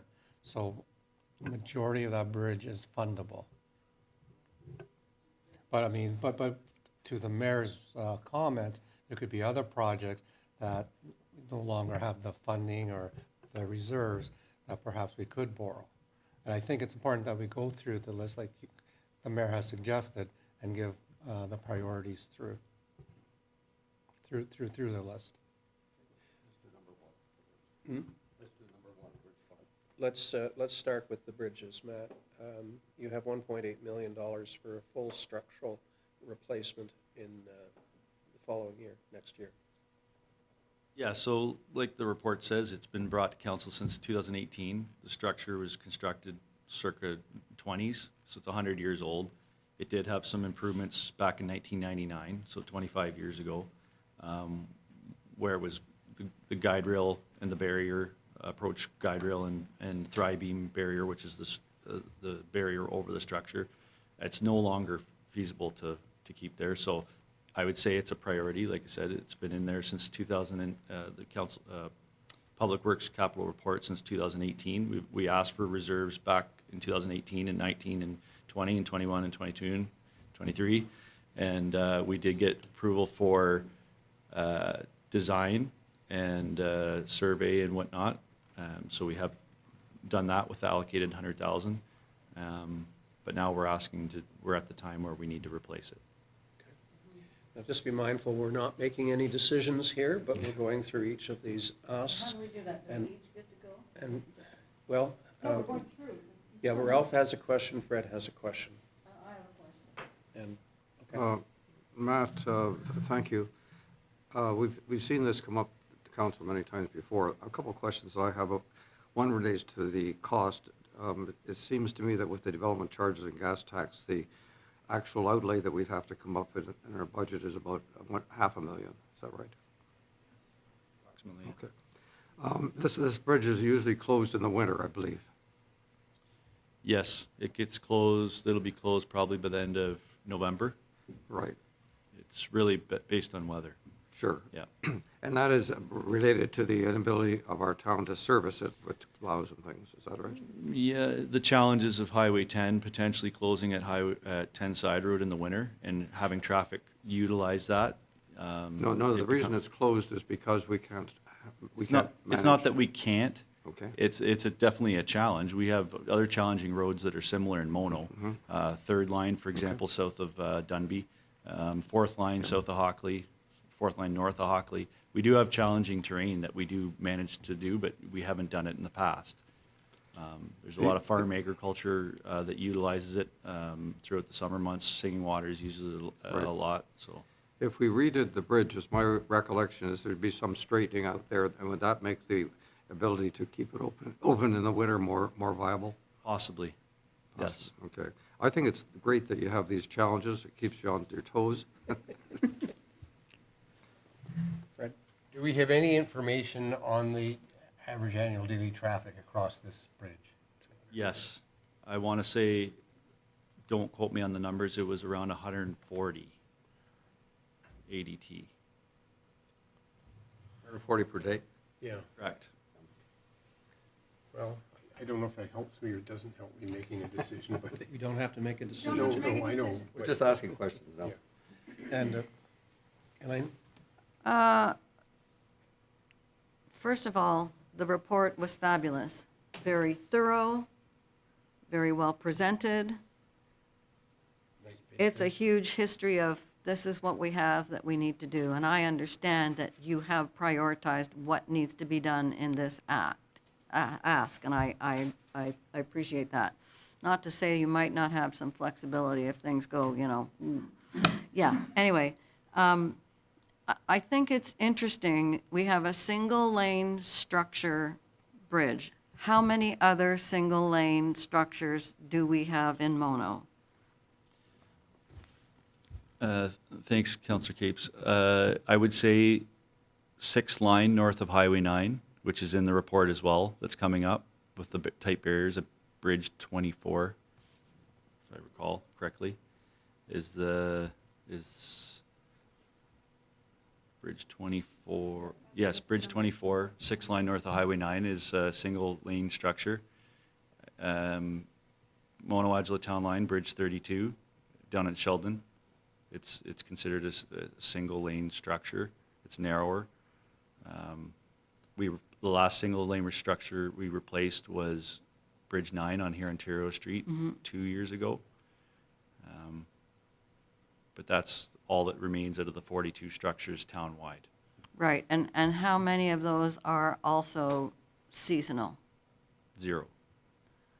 Okay, thank you. Okay.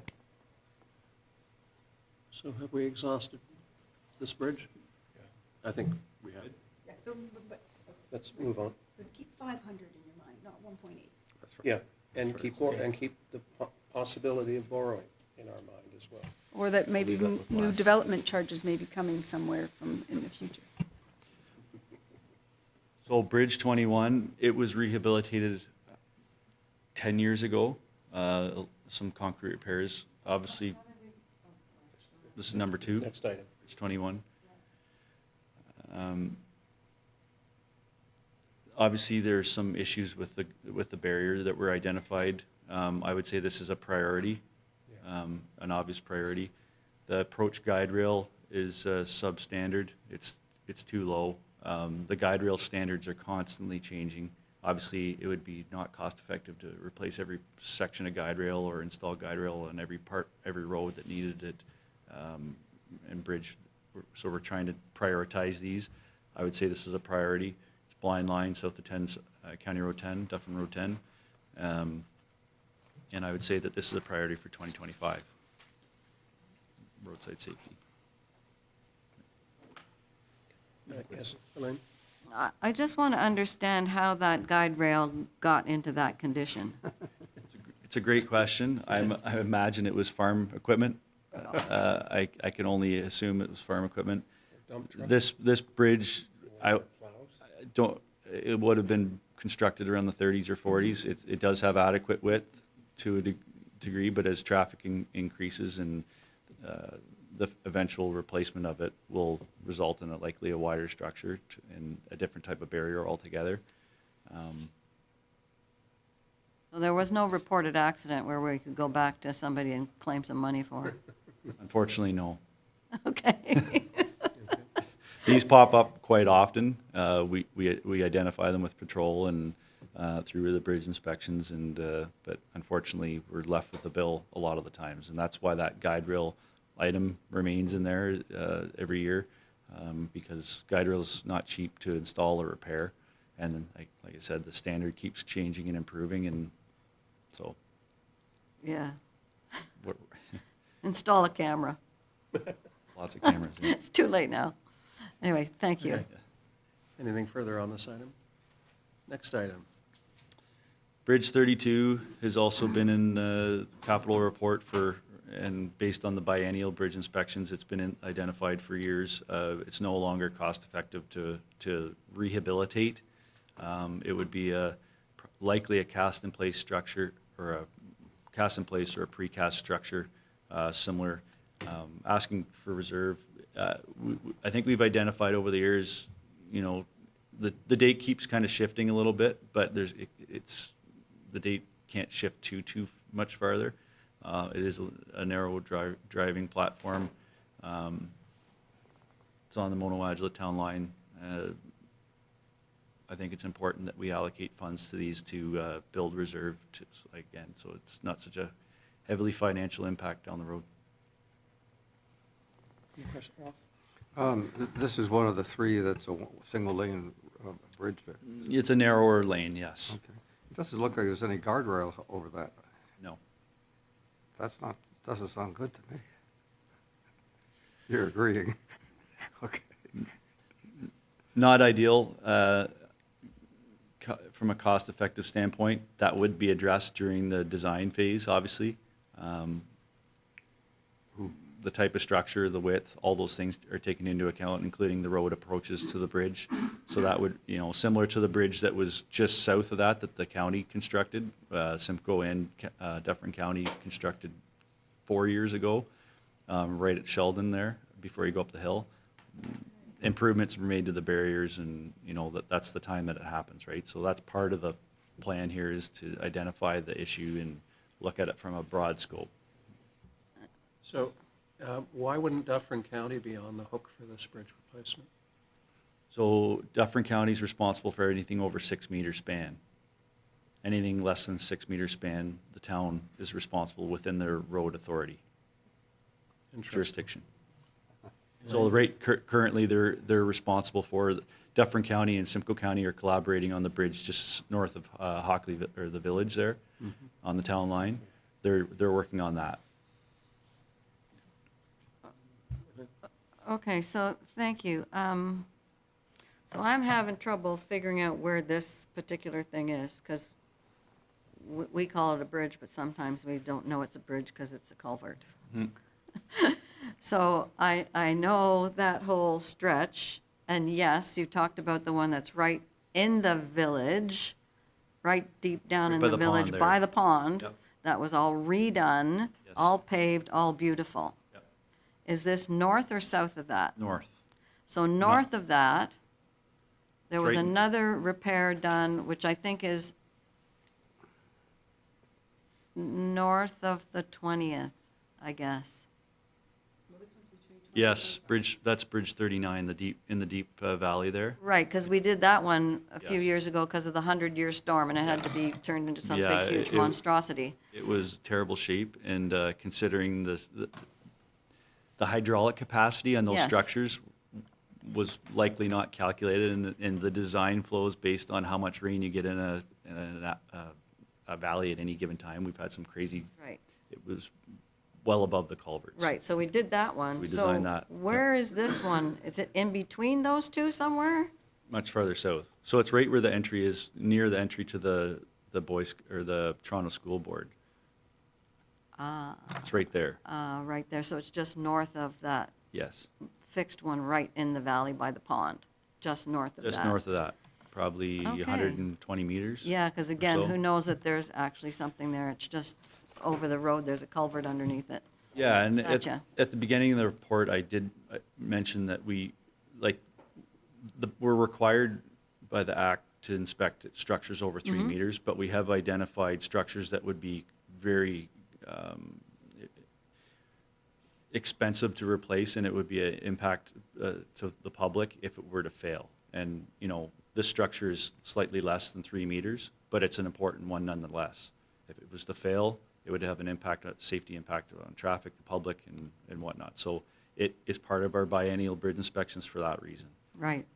And it will likely become a larger structure due to climate change. The hydraulic capacities change, the amount of water we get, and we also try to account for habitat crossings as well when we construct these new structures.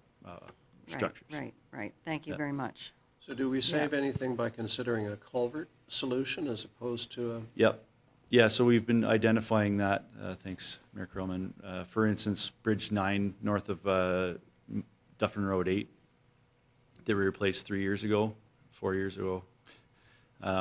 It was a precast structure, so we cast the footings in place, and then we had all the precast units constructed off-site, and they were craned in. So there's, you know, depending on what the Conservation Authority wants, typically they like open bottom because it's more natural. So you're not putting a closed bottom structure in place. So it maintains the habitat. You're not working in the stream and disrupting the stream substrate. And so we do consider that as part of the design. Yep. Next. Bridge 24, I spoke about briefly. Again, there's steep embankments. You'll look by the elevation view. It's a significant drop. I'm not sure if anybody's taken the time to take a walk down and have a look at it, but you can see from the footings and the wing walls, there's significant undermining there. This, again, structure, I believe, is about 100 years old, give or take. You can tell by the reinforcing steel. Square rebar twisted at the bottom of that, the second last photo. The barrier photo with the hammer in it, we don't accept aggregate to that extent in concrete anymore. But anyway, again, that would be another structure that would fall under the likely DCs, and it would be widened. It would likely be one that we would probably get a box culvert similar to Bridge 39 on Mono-Adjula Town Line that we constructed in 2020. And it'd be widened out. But surely this bridge is not heavily used. I mean, I know what you're going to say is as a possible, if the airport road is closed down, I guess this is a detour route, but failing that, do we have any idea of how many cars use this road? It can't be very many. 206 was the last count, ADT. 206? Yeah. And going back to your question about here Ontario Street north of Hockley, 175 was the high. Okay. Ralph and then Melinda. It's worth remembering, this is a very dangerous bridge because of these abutments that suddenly are at the side of the road. And unfortunately, there was a death here, and it happened in the middle of the night or sometimes in the dark, and it was a foggy day, and the person drove into the edge of one of these and died. It's a neat little bridge, but it's not safe.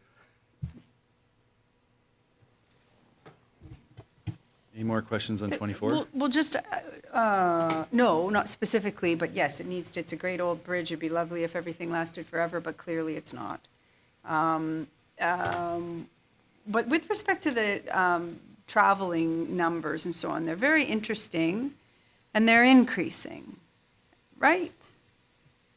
I mean, It's hard to say because of the COVID thing and the numbers and all that. But are they increasing? Some roads are.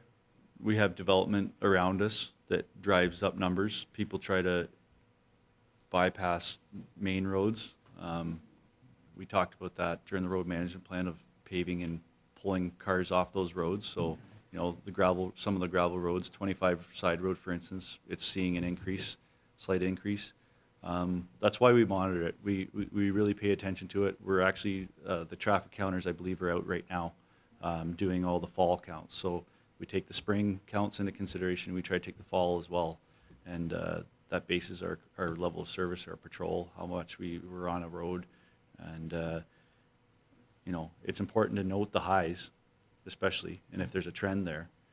It is north of 9, and people use these legs coming off because the next road north is Five Side Road, and it's paved. So if people feel that they could get somewhere quicker, they're going to take the. Okay. So we're on to roads now, I believe. Yes, so as council. No, I want to, I'll follow up. Good. Please go ahead.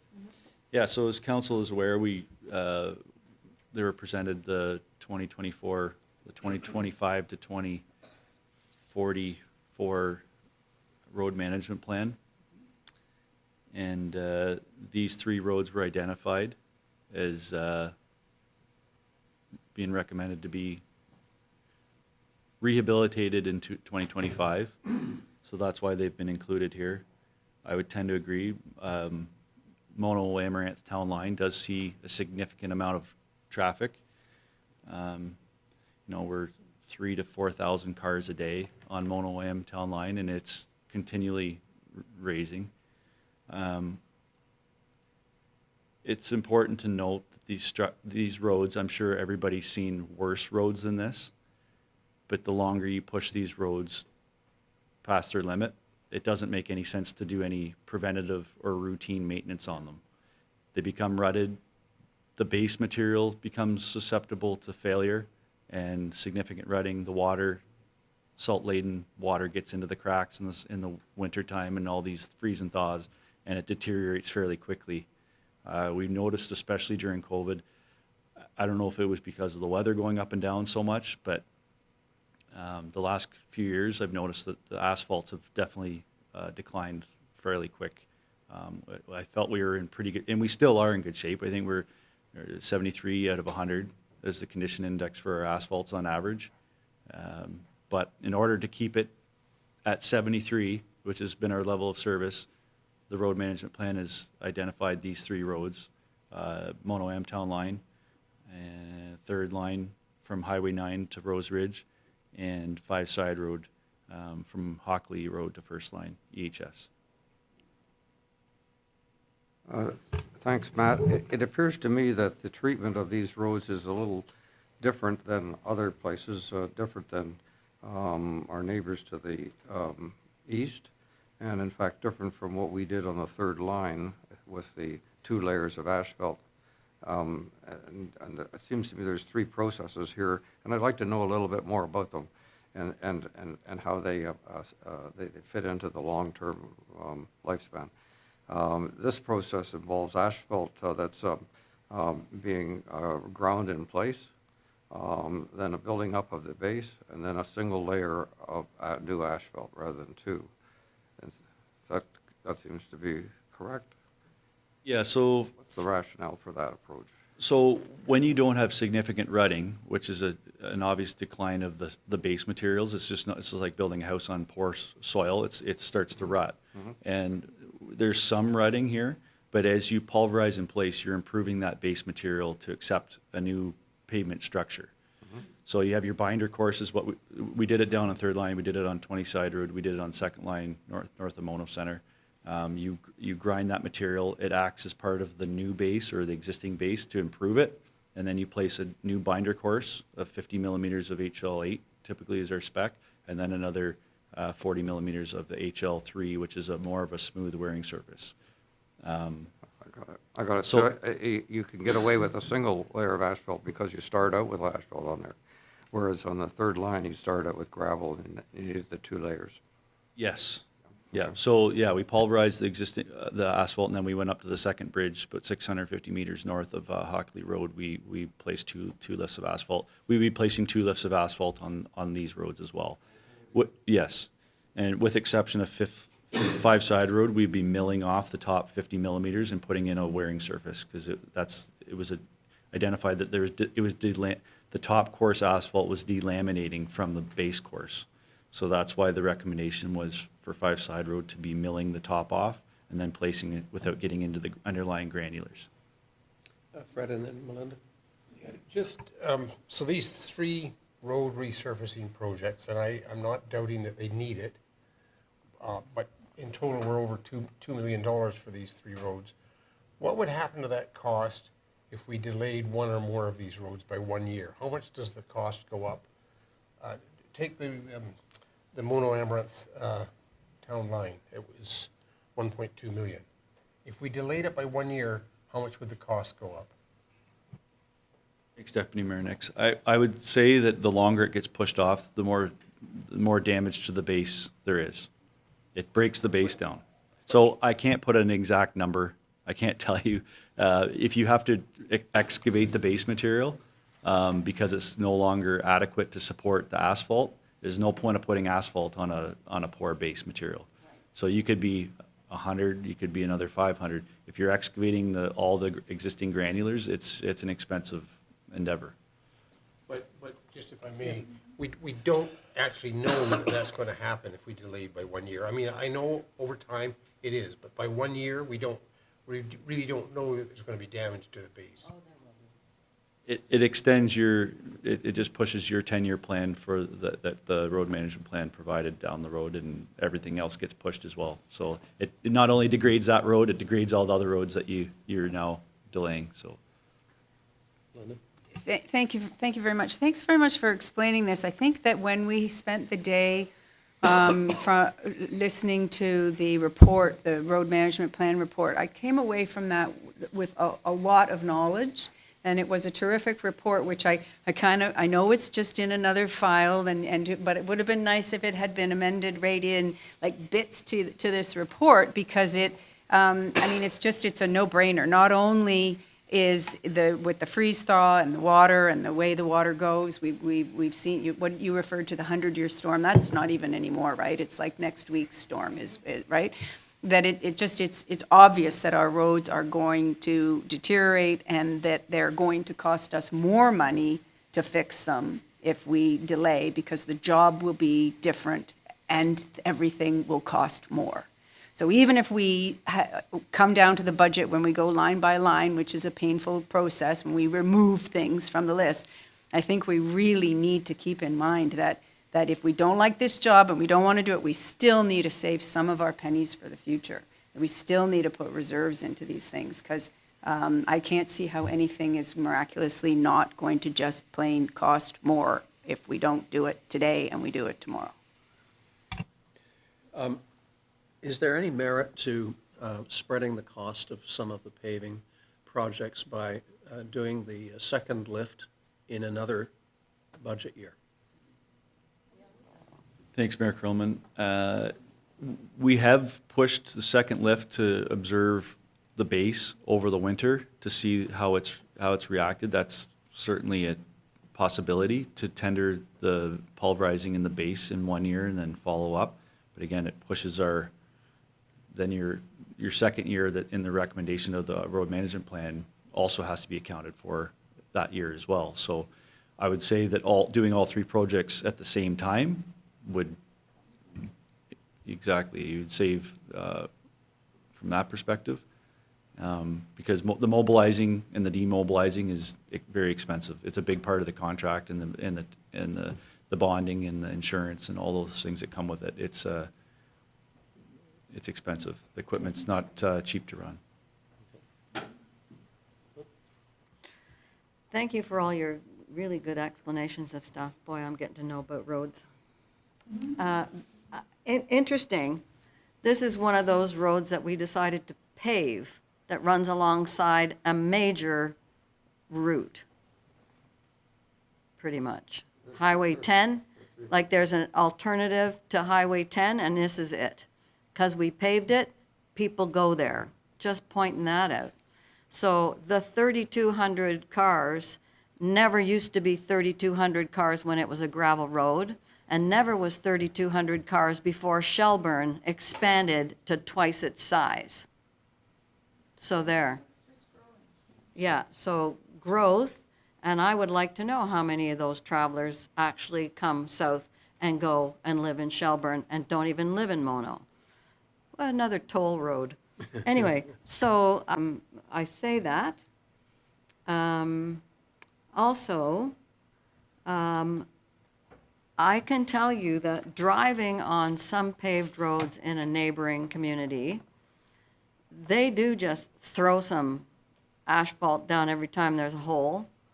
And the road, I would say, is dangerous to drive, but they don't really care. So how do we have these standards that, do they not have to meet the Ontario, road standards in that municipality? I'm just putting that out there, being a little critical. That's not very nice of me.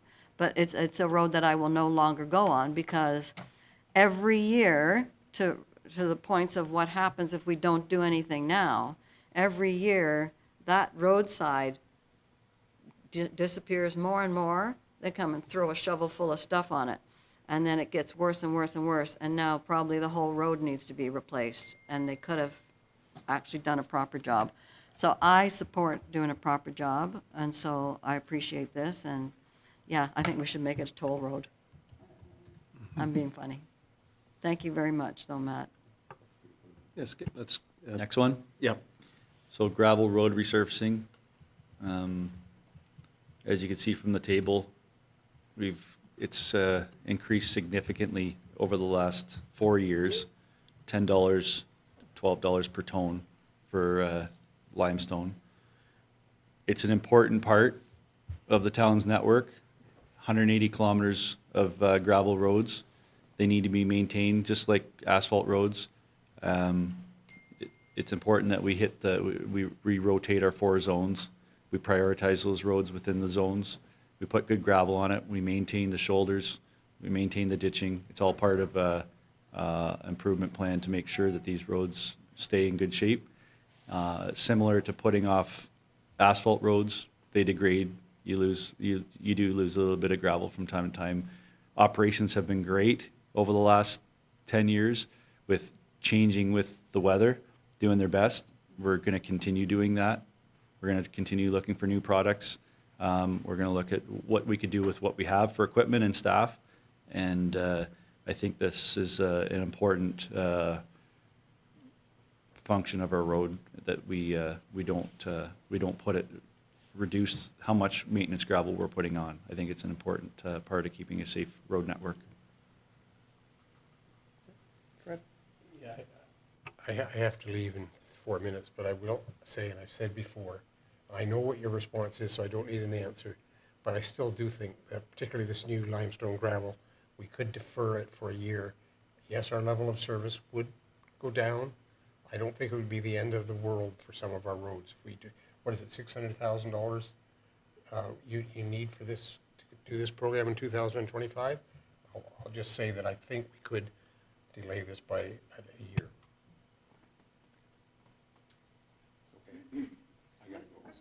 Yes. Thank you, Mayor.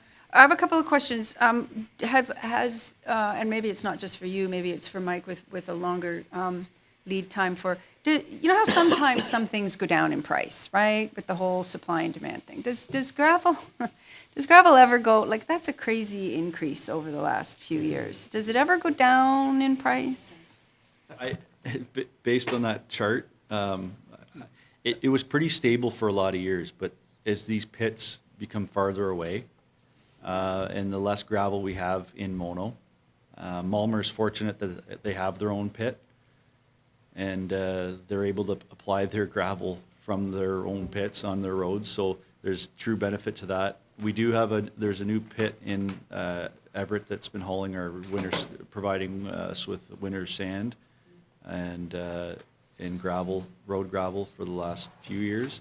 But I would say it's probably the closest. There's another one in Agila on Third Line that provides gravel. But the challenge is these pits are they're a ways away, and especially when you go into the limestone. Limestone's not locally sourced.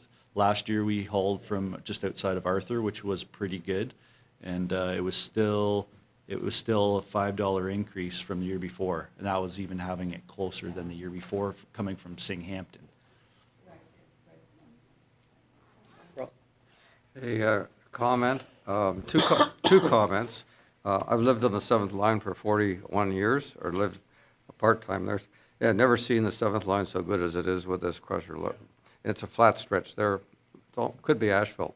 The other comment is thank you for the map with the legends. David Bull and I both appreciate this, and I think that's a very positive step. My question about the limestone is how much more, what are years or how much more length of roads do we need to do before we all have crusher run limestone where you want it? Thanks, Councillor Manklow. That's a good question.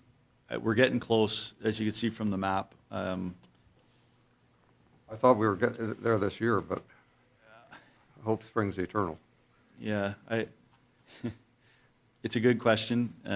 We're on the right track. I think Public Works has had to prioritize roads within the zones, and some roads are a little bit wider than others.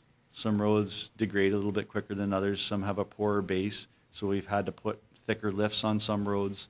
So there's a bunch of variables that kind of come into play when we're considering what roads we get it on. I would say we'll be wrapped up in the next few years to have every road pretty well. 2 years. Yeah, yeah. Thank you.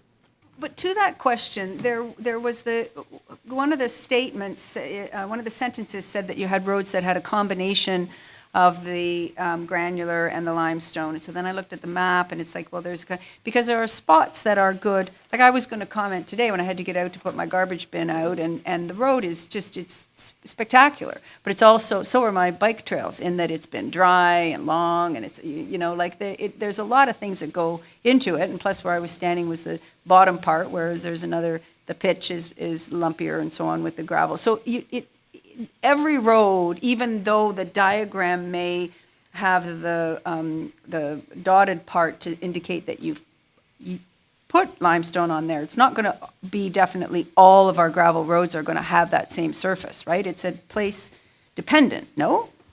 Thanks, Councillor Davey. You're correct. Public Works operations have to identify every year. We go as far as staking out where the truck starts and stops. You'll notice 30 side road, you'll notice parts where they've identified that they want traditional lay.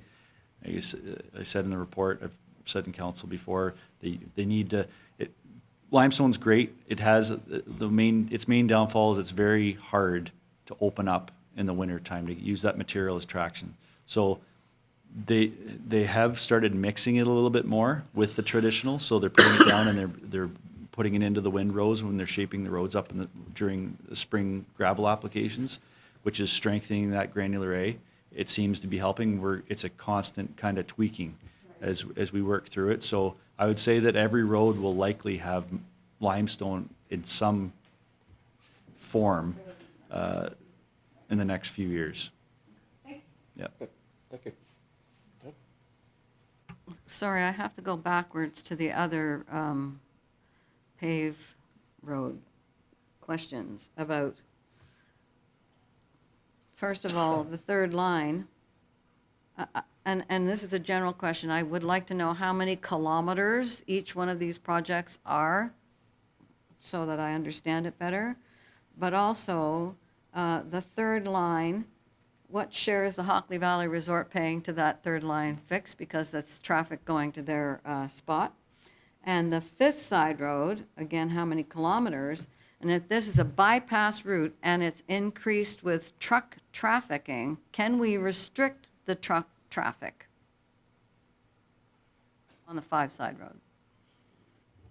Thank you for those questions. Sorry. Capes. Yeah, you're right. The 5-side road would be approximately 1.2 kilometers between the two between Hockley and first line EHS. Same with third line. It stops short, so it'd be about 3.3 kilometers between Highway 9 and 5-side road. We're only going to Rose Ridge, is what's in there, so 1.5-ish, and Mono Am Town Line would be about 3.3 as well, around 3 kilometers. Wow. Stretch. That's a great question with restricting truck traffic. Council is, the pit's right there. They have been utilizing the entrance right at the intersection. Public Works, we've pushed them over the years to to utilize that one. They've been pretty good at adhering to that, but over the years, it has resulted in, you know, the use of trucks, like mentioned in the road management plan. It does factor into what the recommendations are for what roads, how they need to be constructed and how soon they need to be constructed or converted from gravel to asphalt. So knowing that they have been utilizing that entrance closer to the intersection of Hockley and Five Side Road Yeah. has maybe limited the further breakdown, but I want to say it probably contributed to some of this breakdown over the years. So how much Hopefully. is the pit paying us? I don't know what the pit license fees that the town receives annually. Les might be able to answer that question, but we do receive some fees from the pit, pit. Maybe it's time to increase it. It's a province. Well, it's a royalty that the province controls, Counselor. And in 2023, it's based on actual tonnage of gravel in Mono that's extracted by all the pit operators. In 2023, we received approximately 31,000. And this year, 2024, we received 28,520. So there was a little bit less extraction, I guess. Right. Do Okay, they- thank do they you. pay- Do they pay on the amount of fill that they import as well as gravel that they extract?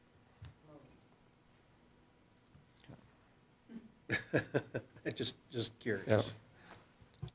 My understanding is just what they extract. Of course. Yeah. Yeah. It should be. Okay. So next item. So as council is aware, they received a petition from the residents along Mono Agila on and around Mono Agila Town Line earlier this year. I said Public Works is committed to finding solutions internally to solve some of these problems that have been identified townwide. We're constantly trying to improve how we manage our operations. And we've already started that this fall. Actually, this week, we're out on the town line addressing some of those items that I had discussed at that meeting. I think this is an important one to kind of also take it a step further to see what's going on, how the road was constructed, and receive some recommendations from a geotechnical engineer that specializes in road construction and road makeup and materials to suggest, make any recommendations that they deem appropriate that could help contribute to the solutions to the road. To the chair, thank you very much for your work with the citizens on this. Thank you. So when I read this, I thought, ooh, my road looks great this week in this dry. What's their road like? Because it's time dependent, right, at the minute? Did it look good when you went out? Thank you, Councillor Davey. I've driven Mono Agila Town Line more than I would have liked. The guys, the operations staff have done an amazing job with it.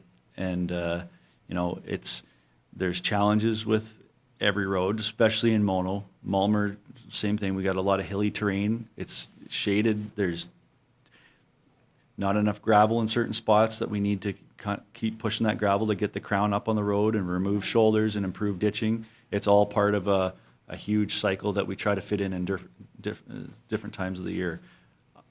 I want to say that I'm pretty happy with the condition of Mono Agila Town Line this year. Yes, there may be times that with any gravel road in Ontario or anywhere around the world, if it rains, it's going to be mucky, unfortunately. Your backup camera doesn't work. My backup camera works maybe 3 times. I live on a gravel road. I maybe see out of it, if I don't clean it off, I maybe see out of it a handful of times every year. But it just comes with a gravel road. And as the climate changes and we're working through it, like you said, we're trying to find solutions. But yes, I would say that the condition of the road, I've been happy with. Operations staff has been happy with it. We patrol it as per the standards that were, council approved for our road level of service. And I would say it's in pretty good shape. And it was acknowledged during that visit that it was in good condition, so. Well, that's right, and so then the follow-up of come back when it's sloppy, so that there can be a discussion with the residents as to exactly what to expect and how we're going to fix it and everything, was how you ended up with discussing it with those residents on that stretch of road, right? Just one more question. Who does the geotechnical investigation? Thank you, Councillor Capes. The town uses several different geotechnical engineers. GEI has been one that has worked with us in the past. Peter McCallum, Golder and Associates. There's lots of local geotechnical engineers that are qualified to investigate. We would probably have that conversation with the town engineer to see if there's one that specializes in particular to gravel road conditions. A lot of the stuff is, compaction during construction and stuff of that nature. So, it'd be nice to get ones that are dealing with these types of issues that are local, and I'm sure they are all capable of doing it, but taking samples from the road, going out there during a sloppy event and saying, okay, what's happening? We have an idea what's happening, like with any gravel road again. You got to get the water off the road. So if you don't have adequate material on the road, it's not going to sheet the water off. And if you have vegetated shoulders and high shoulders, that water's not going to get off the road, and it traps it in the road. Yeah. So, like we've already started with that process of trying to get those shoulders taken care of, and if we keep the gravel applications up, I think it's going to all improve. But yeah, we'll be if council approves the 20,000. We'll be talking with the town engineer and some local geotechnical engineers to get a good meeting and take some samples and help us put the puzzle together. Thank you. I have to say, this is very good to hear, and I'm sure the residents there will be pleased. Next item, asphalt reserve. Yeah, so I think it's, again, important that we keep putting this money away. We have a fairly close to 20 million over the next 10 years that we have to address these roads. So to maintain that 73 condition index, in order to allow us to be a little bit more palatable over the 10-year period, recommending that we the council contributes the 200,000. Good.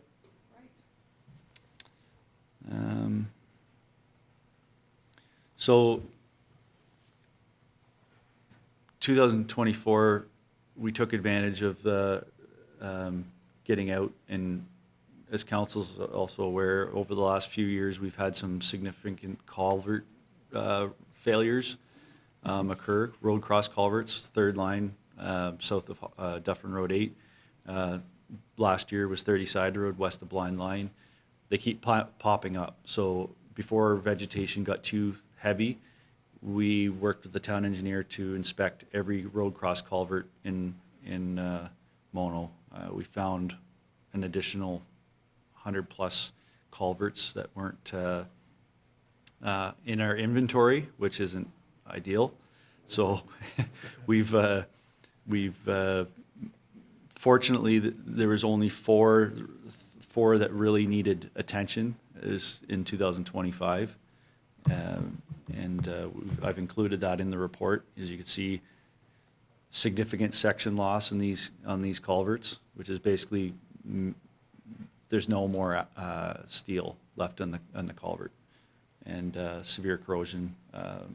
So we'd like to correct these in the new year. These will be combination with local contractors and town internal staff, dependent on the resources and how it fits into our maintenance schedule.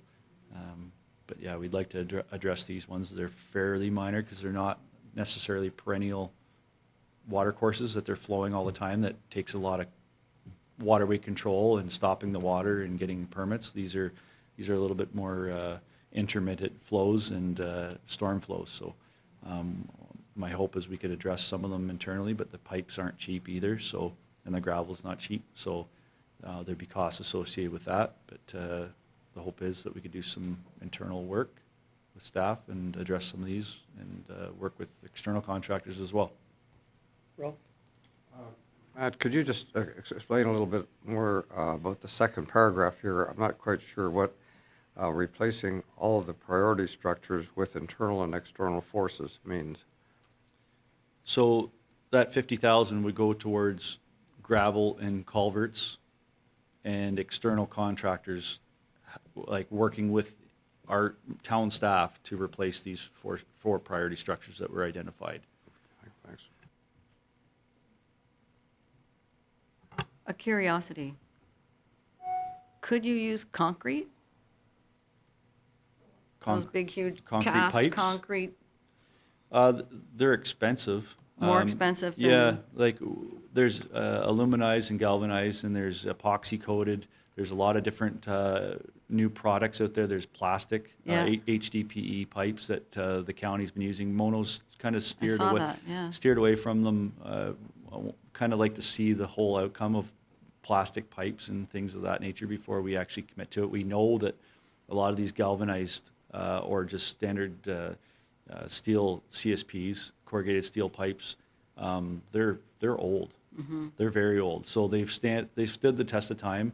It really comes down to the soil acidity and the pH levels in the soils, and the suppliers recommend different products based on what the soils are. We don't really go into that unless we know for sure like what type of, if there is issues with it, road salts and all those types of things, we'd start looking into that. A lot of our gravel roads obviously don't see a lot of salt. They do see calcium for road stabilization and dust suppressant. But yeah, we base it off that, and there are different products. But concrete we do use when structure's a little bit bigger because they're 100 years, 7,500 years. But we have had good luck with if they're properly installed, considering their soil structures, so they're relying on all the soil around them to carry the load.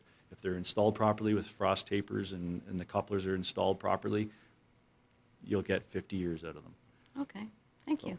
Sorry for the long-winded answer. No, it's a good answer. Is street lighting next? Street lighting's next. So so this is Star View, the photo that I've included here. Star View's 40, 50 years old. It's getting up there, and instead of going through town-wide, it makes sense to kind of knock a couple of these off every year as they pop up. And I think that reserve, it keeps getting built, and as these poles are identified, we have to inspect them, and as they fail, we have to replace them. So the good thing is the heads and a lot of the lighting were replaced 10 years ago, and they can be reattached. And we just had one that I think that's the pole that we replaced last week, a week or two ago. So I think it's important that we stick with doing this instead of having, again, a big all-at-once replacement. It's a expensive endeavor. Any questions on that one? Fleet, fortunately, no fleet for this year. We're in pretty good shape. We're recommending to increase it. The cost, as identified in last year's report and this year's report, the cost of the fleet has increased. Pickup trucks seem to be leveling off a little bit, which is good. The single axle and the tandem trucks, plow trucks, are 2 years basically by the time we issue award. So you may see, for example, the 2028 recommended the tandem, you may see that come to council next year so we could get it in here in time, just so we could award it and get it back. So the council will start to see that over the years, but with the light duty pickup trucks and even the heavy duty. The heavy duty was a long wait this year as well. We awarded that fairly early, and we just got it in about a month and a half ago. So that it took some time too. But the prices are going up. The graders are in good shape, knock on wood. We got our newest grader earlier this summer from CAT. It's the first CAT in the town of Mono, and so far so good. Staff are happy with it. It's operating properly, and it's good. So ongoing maintenance. These things, the guys do a good job of keeping them clean after they come off the road every day, and the proper maintenance on them to allow them to get to those normal life expectancies that are identified in that chart.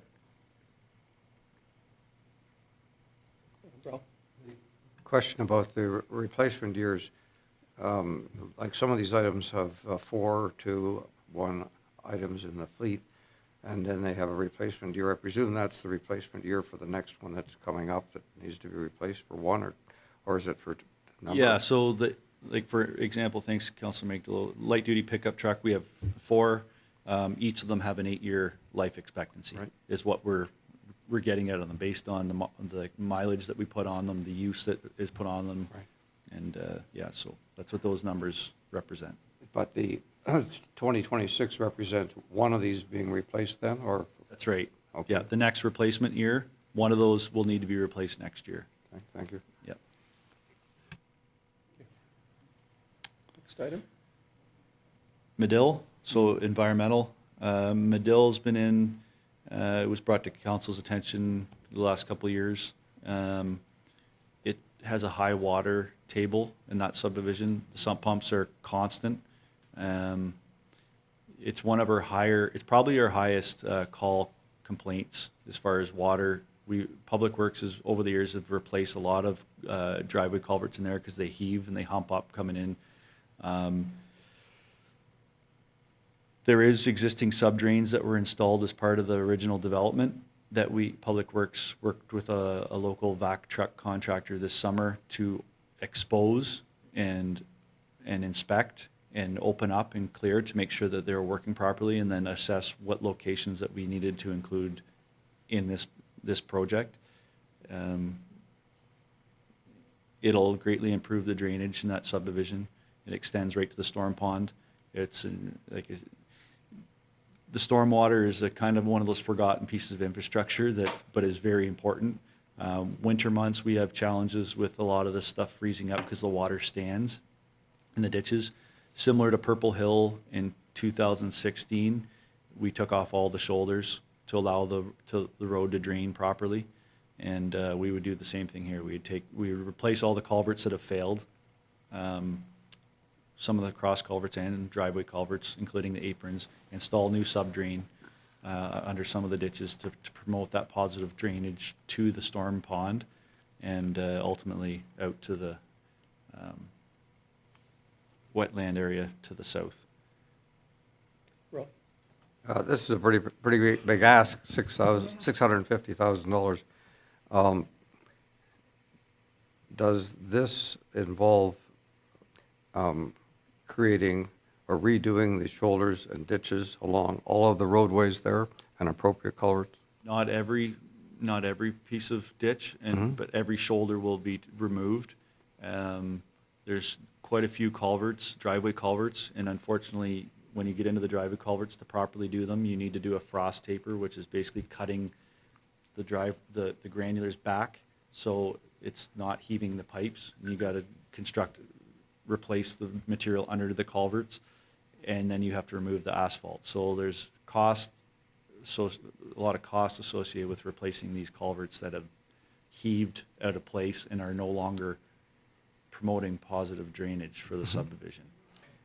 Would it be practical to extend this over 2 or 3 years of work? Certainly possible. Yeah. Whether or not it ends up being, it'll likely end up costing more. Because, yeah, we're giving equipment in and out. So, out of curiosity, at what point does it become the property owner's problem as distinct from our problem? We own to the town right away, 66 feet, Okay. 33 feet, 10 meters from center line of road, either way, so. So all it these fall- culverts are in our Yeah. allowance? Okay. Yeah. Just a question on, where are these sump pumps emptying out to? Do they empty underground or above ground or combination of? Thanks, Councilor Capes. The latter. A lot of them are, it's a combination. Some are flowing out, but over time, a lot of them get dug in and they outlet into the back slope of the ditch, which nobody wants a wet basement. I get it. But a lot of them, and they're not disruptive, but they're going to where the low point is. They're ultimately making their way to the storm pond. And like I said, some are flowing to the side yard swale, but over the years, as the developer builds the subdivision and side yard swales look great on the drawing and all the site and grading plans when they get approved, and all the water is supposed to be going where they go, but over time those swales fill in with gardens and natural silt and vegetation and sheds and everything else. So people kind of modify things, but really the issue that I'm trying to address is making sure that the water that does make it to the ditch from the road and properties, that it ultimately ends up at the storm pond. Thank you, and I appreciate it, because I live in a house that I found out is on a floodplain. Didn't know that when we bought it. We thought the creek was protected by the NVCA. No, it's a floodplain. So I have a sump pump that runs all year. So I'm fully aware of sump pumps and when they fail and the basement's flooding up to here, and I'm the one who's chugging the buckets of water up the I've been stairs there. out the door. So is there some way, and I'm going to investigate this for myself, that I can take that water that's coming into that sump pump and reuse it as gray water through the house? Because I could probably drink it. It is crystal clear, and it's probably cleaner than the stuff that comes out of our well. It's that beautiful. But it's like, how can we promote reuse of water instead of sending it back out to flood elsewhere? Now, mine goes back out into the creek through the proper channels. But is there something that we can do that preempts the damage that this can cause? Like, is there some kind of, I don't know, something we can talk to homeowners about in terms of where their water goes and preventing it from eroding the culvert and the ditch and all of that stuff? I don't know. I'm just making this stuff up. Thank you. I grew up in a house with my parents are still there, and they're constantly battling sump pumps and 3-4 basement floodings and things. So I get why people want to get it. We ask people, get it away from your foundation, right? Put it to the swale and let it get naturally feed back into the ground to filter the water and start that cycle all over again. Part of the problem with what's happening now is when these culverts were installed, and they do heave, they're meant to have like 10% of the diameter of the pipe buried. So if you have a 600 millimeter or 2-foot diameter pipe, 60 millimeters of that should be buried so that water flows into it, not underneath. So this is part of the solution for when we're replacing these culverts, that they get buried properly so the water flows in and flows out and it doesn't flow under them and create a new path and contribute to the heaving and freezing and thaw. So that would be part of this. That is part of the solution of this plan, is to get the culverts installed properly, proper bury on them, proper granulars around them, and then have the ditches vegetated so that water that does make it to them flows through them, not under and around them. Do we have any recourse on the developer? Mike might be able to talk about the age of that subdivision. I know, it's old, I- but still, if it wasn't done properly. It's hard to pinpoint as far as Okay. which one was or wasn't, but All right. Mike might be able to. Being the young Town of Mono employees we are, we inherit the stuff that was installed in the past, right? So, but they, like Matt said, they do move. They do move the culverts if the installation. Yeah. Thank you very much for that clarification, because that was where I was wanting to go with your conversation, that stuff just changes. You walk a trail, you walk the Bruce Trail one year, and there's rocks, and the next year they're not there, and it's like, who moved them? And it's like, well, no, stuff just moves. And so this just speaks to our reserve thing again, that this has to be fixed now, and it's a big bunch of money to do it now. And yes, maybe we're going to come to spreading it over a number of years, and so it's only $200,000 this year instead of $6 or whatever. But the point is that the houses are still going to be there, we're hoping, in 30 years from now. This may come up again, even if we, quote, do it properly this time, right? I would assume that, I would like to give everybody the benefit of the doubt that when they build something, they do their best to build it to the standards and the specs that are there. It's the only way to be, Elaine. So, and I just wanted to ask that, I know it's commented on in your item a couple of lowers down, that we do have a subdivision which we haven't assumed yet. And so are these kinds of issues, they're there in every subdivision that you have, right? That they then will you're responsible for it, and it's something that for sure down the road, it's just inevitable to be a cost for you. Am I right on that one?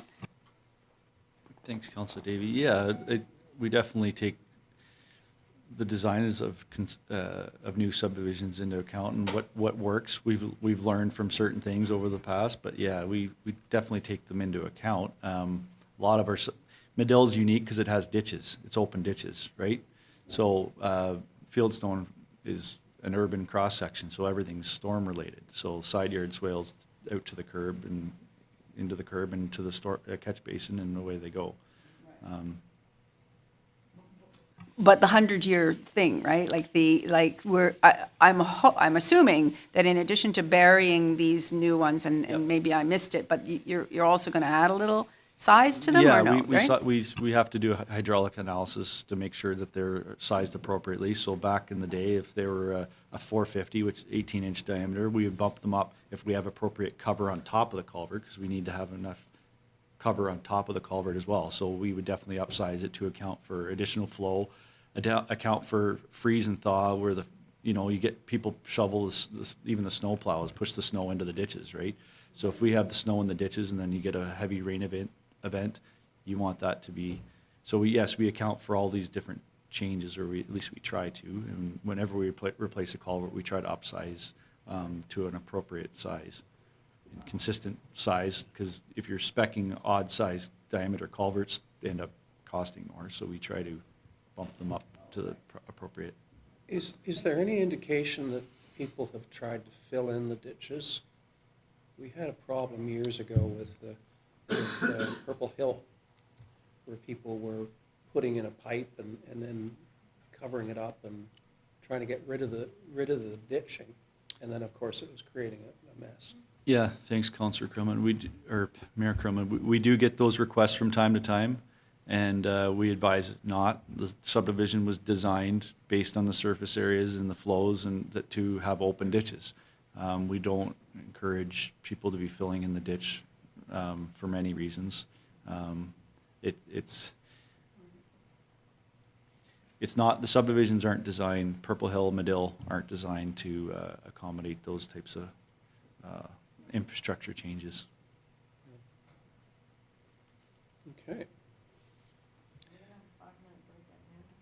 Yeah. Which is a minute from now.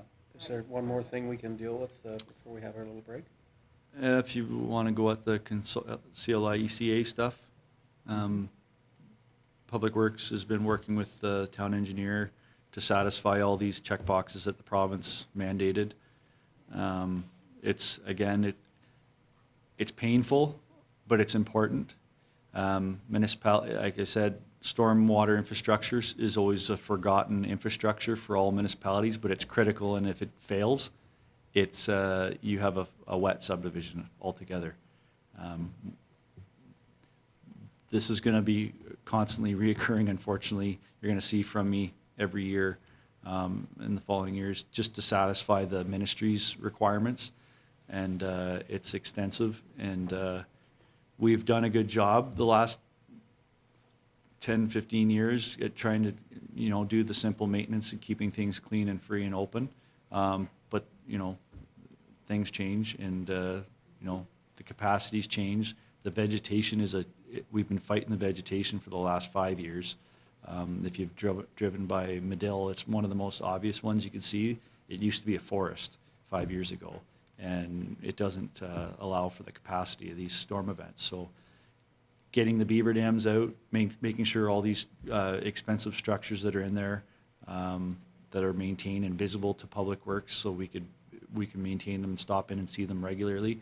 And the next, the CLI ECA, item 15 and 16 are part of that whole solution for these things, to make sure that they don't fail and they're there when people need them. And I'm glad that this is here, because this is just another red flag for more development and what it can cause.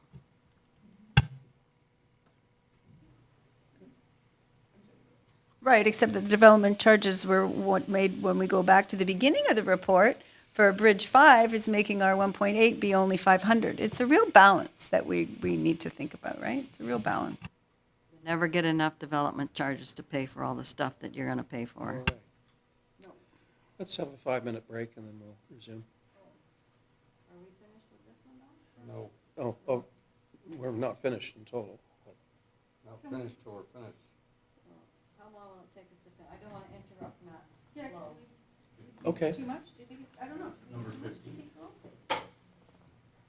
20 items, right? Okay. So let's soldier on if Happy we with can. everything else, okay? No point. Okay, Matt, go for it. I can keep going? Go for it. I got it. Go for it, Matt. Okay, so Operation Works Yard. Mike brought it 3 years ago. It was, the longer we push it off, it's gonna end up, we're gonna have to, I think replacing the parts, or at least fixing the parts that are cut open now that we've finished all the deep service stuff, the septic, the fuel pumps, the well. 17. Yeah. So I think now's the time to correct that before it because staff have to plow it, right? And it creates blunt edges, it's mucky, it needs to be addressed. Yeah, so I would say it's an important one to get dealt with. Matt, Yep. to go back to 16, I didn't have a Yep. chance to, this is very worrisome to me. The fact that the single pond at Brookfield cost about $1 million to resuscitate, and we've got 13 storm ponds somewhere. So we could really be sitting on a bombshell. You mentioned in your report assessment and management. Do you have any plans to actually look at these 13 storm ponds and do an assessment of where they're at and when we might be needing to do something? Thanks, Councillor McDowell. Yes, the plan in the spring is to survey these ponds, either with, dry surveys, knock off a few every year. The hope is with these funds, we survey the ponds, whether they be wet, bathymetric surveys or dry pond surveys, and assess what the capacity was, see what the original design capacity was, see how much they've silted in over time, and then come to council with recommended individual or multiple ponds. Not all our ponds are as big as the Fieldstone pond. We have 2 on Blue Heron that are, 2007, 6, and 8, I believe. The Riverside ponds will be the biggest challenge because there's not clear access to them. They're behind Riverside Drive and Cardinal Woods Phase 2. So those 2 there will be a challenge, just gaining access. Right now, the access is through side yard easements.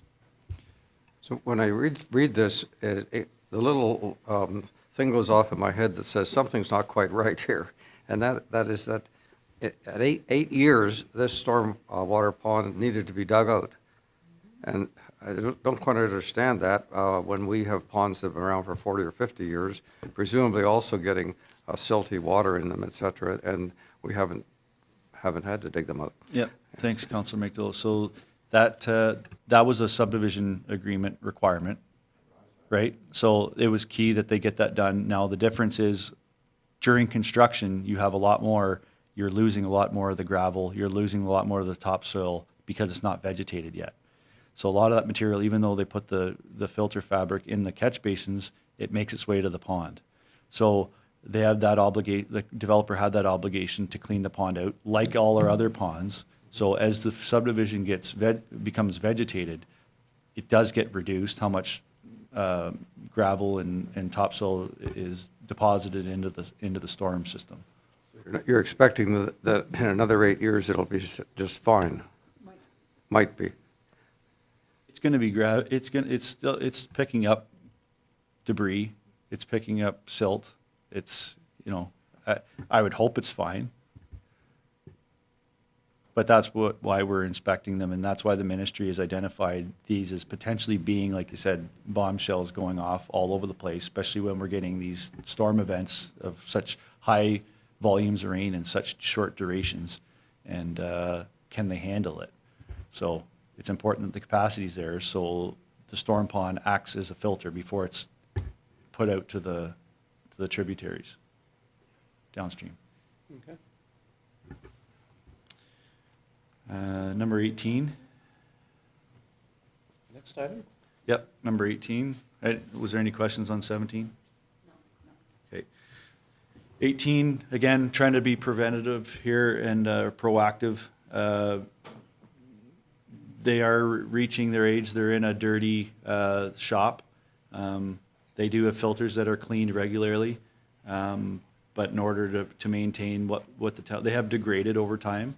They've dropped approximately $5,000 to $10,000 the revenue based on when the system was installed in 2013. But to lessen the impact again, we'd like to knock off a couple of these and replace them next year, the inverters, and to ensure there's no downtime for them. Matt, the other item in the system is the panels, and they degrade depending on the manufacturer. And my information is old, but when I looked into it, it was anywhere between 0.05 and 1.5% per year. Say it was 1%, and we've had this going for 10 years. So you would expect that there'd be less kilowatts recorded this year than there was 10 years ago. And so I'm wondering, how do you tell that it's the inverter? I've never actually heard, I thought inverters were either on or off. Yeah, thanks, Councillor McDowell. I'm not saying it's the inverter right now, but the inverters have a shelf life like everything, and they tend to be around the 10-year mark. The solar panels, I would say that they're degrading and would result in that 0.5 to 1% degradation every year. But these, once the inverter fails, you're no longer collecting any power. So to avoid them failing one by one and just fixing them, we're trying to be proactive in replacing a few of them this year, and then by the 3-year mark, we'll have all 9 replaced before they do fail. I guess my question is, wouldn't it be appropriate to deal with these much as we deal with water pumps? The water pump shuts off, then we replace it, rather than being proactive and replacing them just because of the... That's up to council. Okay, so I certainly support that. The inverters in my place have been there for 14 years, and they just keep cooking along. Yeah. And it's kind of nice. I thought it was an all or none phenomenon sort of thing, but what you're saying is that they're likely to stop working sometime around now, and we should start replacing them one by one. Yeah, three next year was what was recommended by the contractor that came in. He said they generally see it with these Fronius inverters. Okay. And like I said, it's up to council whether they want to replace them and find the money when they fail. They're not super expensive. They're $3,000 to $5,000 per unit to install. So it's really up. I don't know what the time frame is for receiving a new one, so you can run that risk of having an inverter down. We have had some problems over the last few years running error codes. We do monitor, and we have had them in, and we have the contractor come in and try to address those error codes. But like I said, they're in a dirty shop. It's unavoidable that they get sucked, the dirt gets sucked in, and water vapor from cleaning the shop too. So it's more of a preventative thing, and to avoid having to lose that revenue that should one fail. Mine's outside, on the outside of the building. Yeah. Been there since they introduced this FIT program. No, I have one power station. Likewise. Okay, Okay. we're near the end. Town hall, front unit, it's approximately 20 years old, kind of same thing with, as far as the inverters go. A little bit of a lag there for delivery time of these pieces of equipment. It does take a crane as well, so even the delay of getting the unit here. I would say 20 years old has exceeded a furnace rooftop unit. It's so it's on its last legs. Will we investigate different types of units with that money? If we go to a heat pump or something like that, that's certainly something that we would look at. I don't know. It's at this point, we have installed a heat pump for the one room there, and it seems to be working really well. I don't know if there's other solutions, but we'd certainly look at that.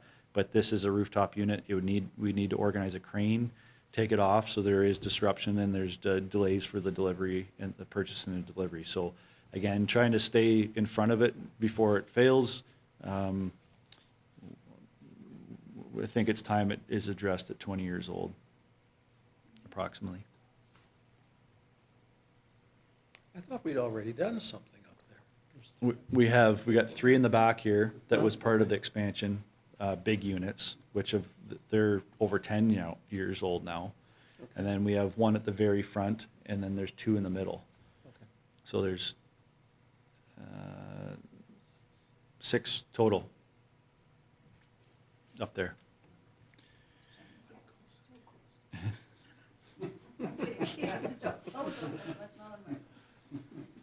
I like the idea of a heat pump.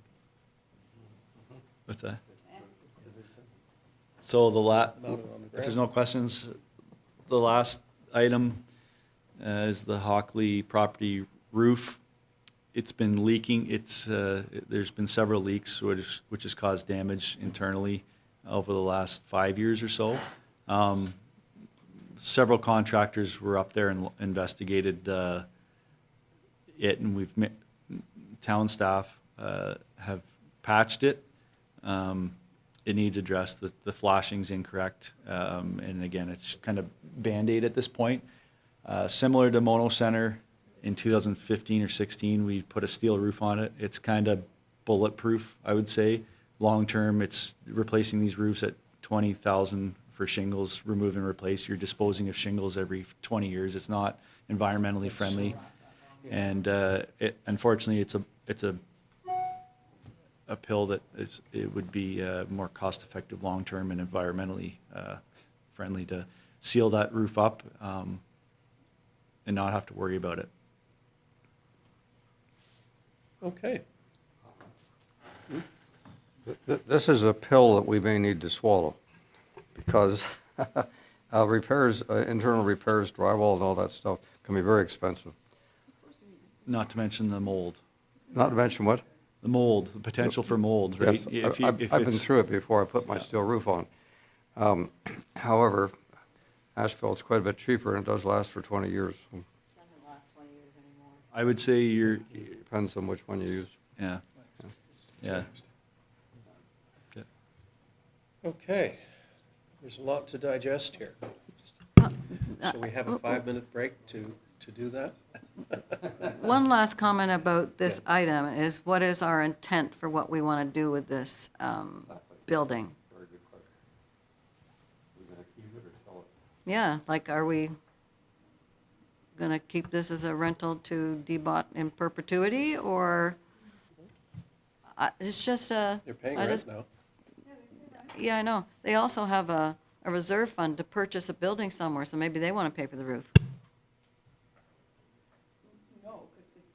No, because they're wanting to move. I mean, that was why we renegotiated with them, and we were firm on increasing their rent or not giving them a break, or we did something, some tweak to it, which was in our benefit, but it was not a forever, you're right. But the roof's been leaking for 5 years, you said, though. I whether mean, we we keep have it to or- fix that. Whether we keep it or sell it, it's still a good investment to fix that roof. Somebody might just blow it out of there and do something else. So are we breaking? Yep, Yes. 5 minutes. Are we on break? Thank you very, very much, Matt. That was a great report and great responses to the questions. What would be the plan?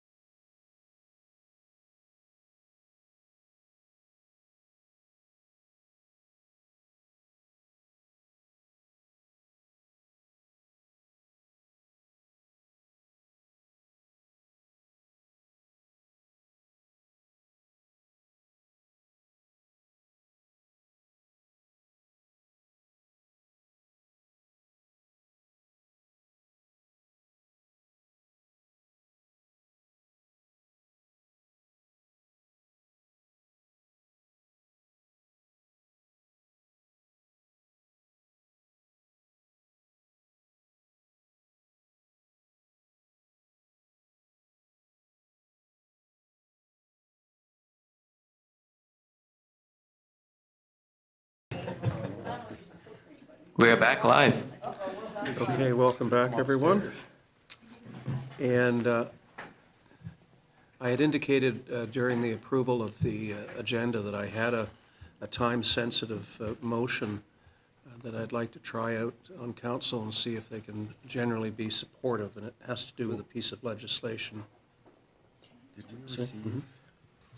So I know that we went through all the 20 items, but we did, and there were another couple, just to direct people who are listening to and reading, there are still a couple of pages in his report, Matt, that is the bottom line. Consolidates everything. Yeah, consolidates everything. Did you want to just comment on? Do we need to elaborate on that? I think it's self-evident. I do too. Yeah. But thank you for that roundup, because it's It was a great report. It was a great report. Thank excellent. you. Well done. And, Your Worship, there was a prepared resolution if Oh, you yes. wish to consider it. Motion that we receive the 2025 Public Works Department capital budget, moved by Councillor Capes, seconded by Councillor Davy. Any opposed? Motion is carried.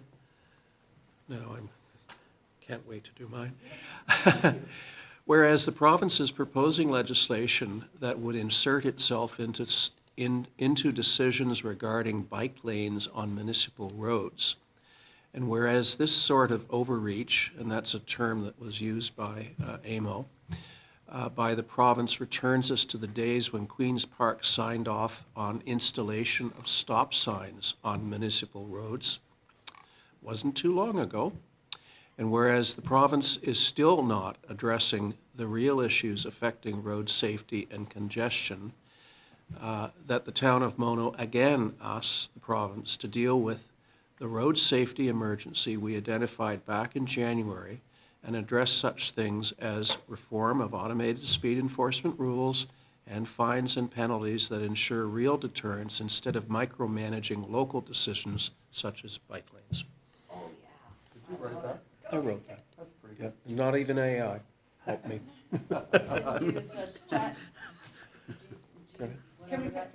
Yeah. talk?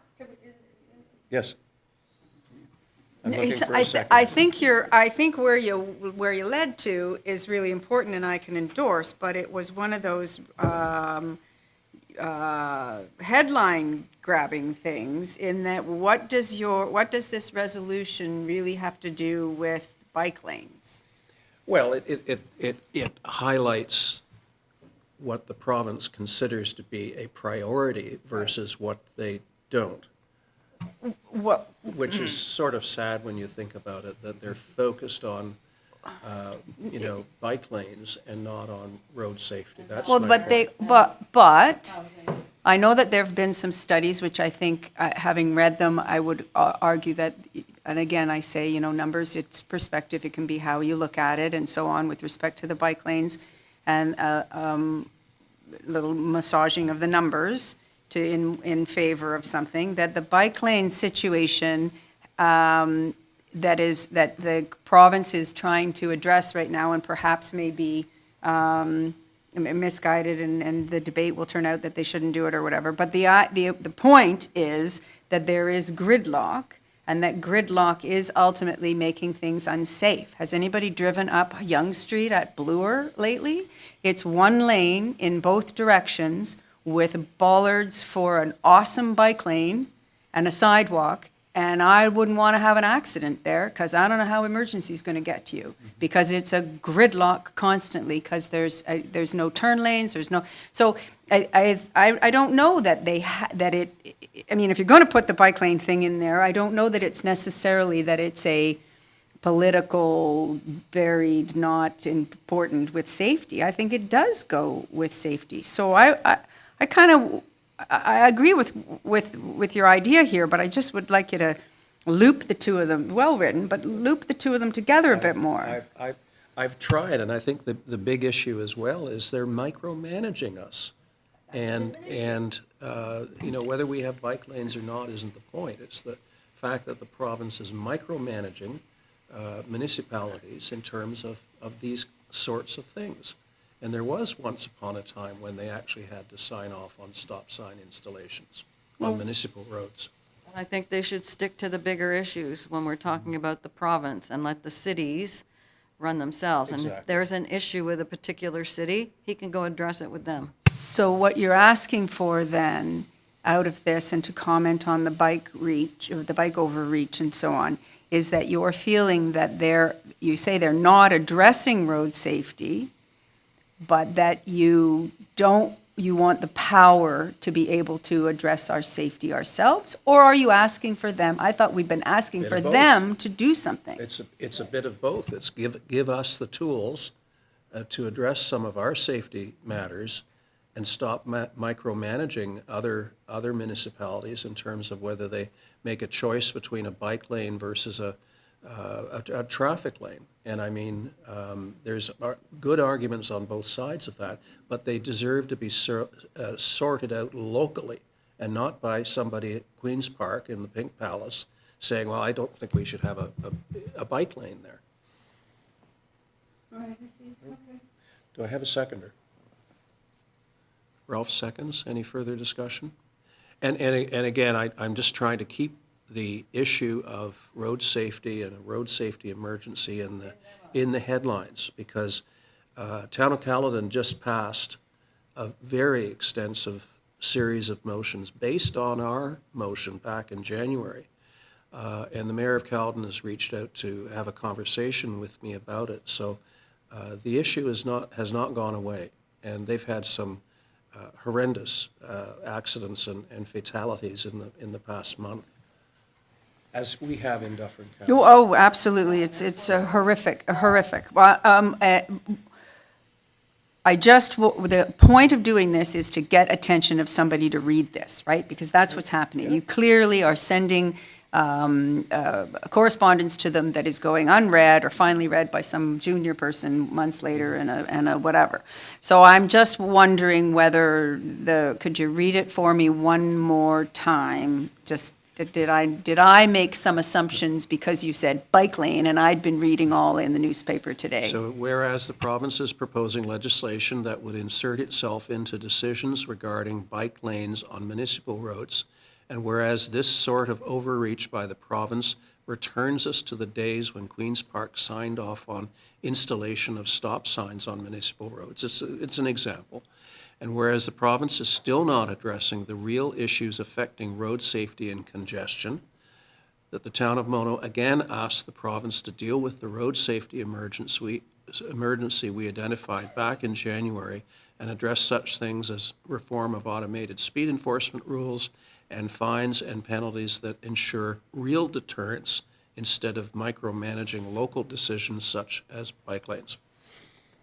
There we go. And I like what you're saying, and I wonder if there needs to be the bullet between the eyes that says the province would rather talk about bike lanes than address deaths on our highways. I'm not saying that's the right words, but something that says that, like that puts them in the light of, really? This is important when this is happening? I don't know. I like what you've said. I just kind of would like one of the phrases that you conclude with at the beginning to really get the attention that, hello, we're still talking about road safety over here, and then to go on to the bike lane and then repeat about that it's road safety and that we'd like we'd like to manage our own. How would this work? Whereas Fred? Perhaps council just wants to attach a cover letter to this resolution when it goes to the province where these other issues can be Good idea. raised. Yeah, let's do that. I like that. Let's do that. And we'll lead with, instead of dealing with the real issues. You know, you're talking about bike lanes and tunnels underneath the 401, and, you know, I didn't even bring that up, but I think the descriptive letter works nicely to fill in the blanks. That's good, because we've only got 25 minutes to get ready to Okay. get through the rest of this agenda. So any opposition to the motion? No. Seeing none, the motion carries. Schedule A, items. So I'll just repeat Go I'll ahead. repeat for everybody what numbers I did want to just have a quick conversation about. Number 2, Number 6, number 10, and number 12. Okay, let's go with number 2. Yeah? Well, I just want to understand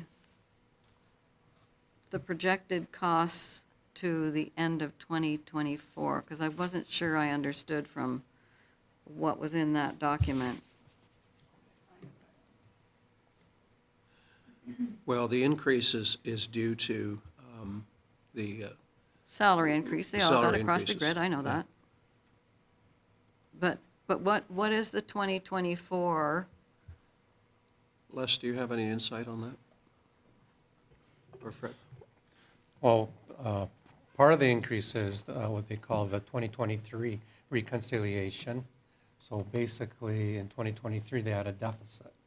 So of the 1.4 million, they need to make up another 63,000 for the total levy.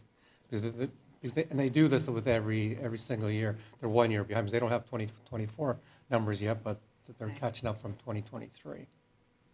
So we don't, And it's a good point that you're bringing this up, Councillor Capes, because we just had our Dufferin Treasurers meeting last week, and every municipality in Dufferin is getting hit pretty hard, except for Orangeville, because they're still under their new OPP agreement, switching over to OPP. But across the board, and it's about the 15 to 20% range increase. And again, like the mayor says, a big chunk of that is the salary update for the officers. right, and I guess to that point, following on from what Les has said, what has been the conversation at the new Police Services Board about this? We've only had one meeting, and it was mainly a sort of partially ceremonial meeting. We haven't really done any substantive business yet. But, you know, as Les has pointed out, every municipality has faced a similar situation, save and except for Orangeville. And its time will come once it's out from underneath the transitional arrangement. When is the next Police Services Board meeting? November, I believe. Fred, do you? Okay, I can look it up. Yeah. Thank you. I thought it was a very interesting report, and looking at the numbers. I mean, the numbers are what the numbers are. This is an essential service, and we can say that we're, you know, too bad it's costing us more money. And then there's another question of why is it costing more money? You know, the billing. So when you go down to the calls for service and the billing areas and interesting just specifically for Mono. So page 7 of the 18-page or 19-page report. It's all very interesting. You can see the actual numbers and so on. So, but there's the biggest one is this assist public under operational. Then they had the average for over the 4 years is 156 calls, whereas all the other things, drug possession, 2 calls, you know, and fire, 6 calls and things like that. So, but there's no definition of what assist public is, and so it just kind of, do we know what assist public? I personally don't, but I can find out. Okay, that would be helpful. It's probably like when people like me call the OPP to report things that are going on the road. No, because there's some of those things are in here already. That's that neighbor dispute and phone nuisance, no charges, like they're in there. This is it's a large number, which I'm assuming is probably meaning that it would make their chart a whole lot longer to itemize all those out. But it would be very interesting to know, because Cats in trees and stuff like that. yeah, who knows? I'd like to know. Okay, I'll find out. Next items? So I do want to make a call out, read the Shelburne Library kiosk. I think that's fabulous. There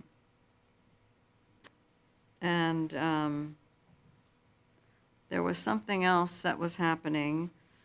The Dufferin County ECDev plan, I think we probably will have that asking for feedback from citizens on our website. Sorry, those were 2 that I didn't talk about, asking to talk about. So number 6, I found this particularly interesting that the CVC is going to pursue building a recreational complex, and that they can get the funding to do that. So here's the cost right here, 23.9 million, and they're gonna get grants up to 21 million. That's pretty darn good. I just wanna know more about what is this? Who are they getting the permits from? And what is gonna be in that recreation center? And what else did I wanna know? What are they gonna do for an entrance into that recreation center? Because the people who live on that road now will be not very happy if there's a rec center with cars of the hundreds going in and there, out of there every day. And what's going on there? We should pursue that with Fred, I think. Yeah, thank you very much. I had this on my list too, and I'd like to defer this list to a time when Fred is able to stay for the entire meeting. Because the answer to the rec center, in their grand scheme that they've brought us before with the pretty pictures and the new gathering and how they're going to do it's been there all along. The question is, what is it going to be? And is it any of our business? Well, yeah, because we have to pay, and we pay the most, right, of the three municipalities that Fred sent this note to, which we're 16, they're 9, and Amaranth is 1, or East Gary. So my question is, how come Fred's not just bringing this as a report to us, and why are we just getting an addended email that went to the other municipalities before coming to us? That's kind of what I want to talk to Fred about. But I think that the details are all in there, and the bottom line is, if they got federal and provincial grants for to cover 21 million on a 24 projected project that, as you know, is going to be years ahead, so it won't just be 24, it'll be whatever. That bubbles down to a whole lot of money for Mono, so nothing's going to happen quickly, but can we defer it? Yep. To talk to Fred, please? Defer that matter, yeah. Sure. Okay. Okay. So number, So council's looking, sorry, your worship, so council's looking to have this advanced to new business on the next agenda? That one item? okay, then number 10. So there's a statement here that the provincial policy statement, or provincial planning statement of 2024 comes into effect on October 20th. Yes, exactly. I'm not, and maybe I was not paying attention somewhere, I'm not exactly sure I know what the implications are for us. I know it's planning, but what specific implications are there for the town? So at my workshop last week, I do have a slideshow prepared by a lawyer as to interpreting what this is. The impact of Mono, I don't think is that great, but I could get our consultant planner to do an overview for you, should you wish. But there was nothing in the slideshow from the legal representative that caused me major concerns. All the fancy wording and everything starts to report back to groundwater, available growth. You still have to check all the regular boxes before any fast-track development or things like that are able to occur. So these, I think, are more for the GTA area, and we're on the outskirts of the Greater Golden Horseshoe, and definitely not in the densities of the Mississaugas and the Torontos and so forth. So I would leave that in council's hands if you want a mono-specific interpretation of what the effects are, which I think would be a very small report. But would cost us money, right? Because we don't have it would cost us money to get a report at this point, right? Yep. Is there any interest in having a small report? Why don't I provide the slideshow that I received, point form on from Arid and Barreless lawyer, which representative and see if the key points bring you to the same conclusions that I got to. But I thought it was a decent slideshow. But maybe I'll provide that to you, and then maybe we'll bring it up through emails, I guess. Fred, is that fine? Whether we want to proceed. I can take it from there. Let Okay, me put it that way. sounds like a Council won't very have to make- reasonable. Council won't have to make any decisions. I'll do the discussing after I give you the report. Right. Okay, thank you. Again, yeah. Yeah, I can provide context on that. And I guess, I just put that there because, support. Yeah, I'd like to support it too. Melinda? Yes, I very much like to support this. It's almost, goes to your earlier new business. Well, Warden White is very frustrated with the intersection between county roads and provincial highways and the number of very bad accidents that are occurring, especially in Melanchthon. And he's wondering out loud here why the county doesn't assist with policing, given the fact that maybe some of our county road policies and speed limits are a contributing factor to some of these accidents. And there's one location up in Melanchthon that is just, almost a couple of weeks doesn't go by that there isn't a bad accident at that intersection. I'd like to support it, and, yeah. Now, but given what we were asked before, when we have something on Schedule A, we're to tell Fred, but then we're also to come up with hopefully some wording for something, which I didn't do, you didn't do, and you didn't do. So, should we need to be? Fred, can we do a simple motion to the effect that we support the Township of Melanchthon's resolution re-policing on county roads? I would suggest a resolution along the lines of that Council for the Town of Mono supports and endorses the resolution by the Township of Melanchthon regarding Dufferin County funding policing costs on county roads. Excellent, perfect. And who's mover? Your Councillor Capes, Councillor Davey seconds, and I just don't see any opposition. Motion's carried. One more little add to that.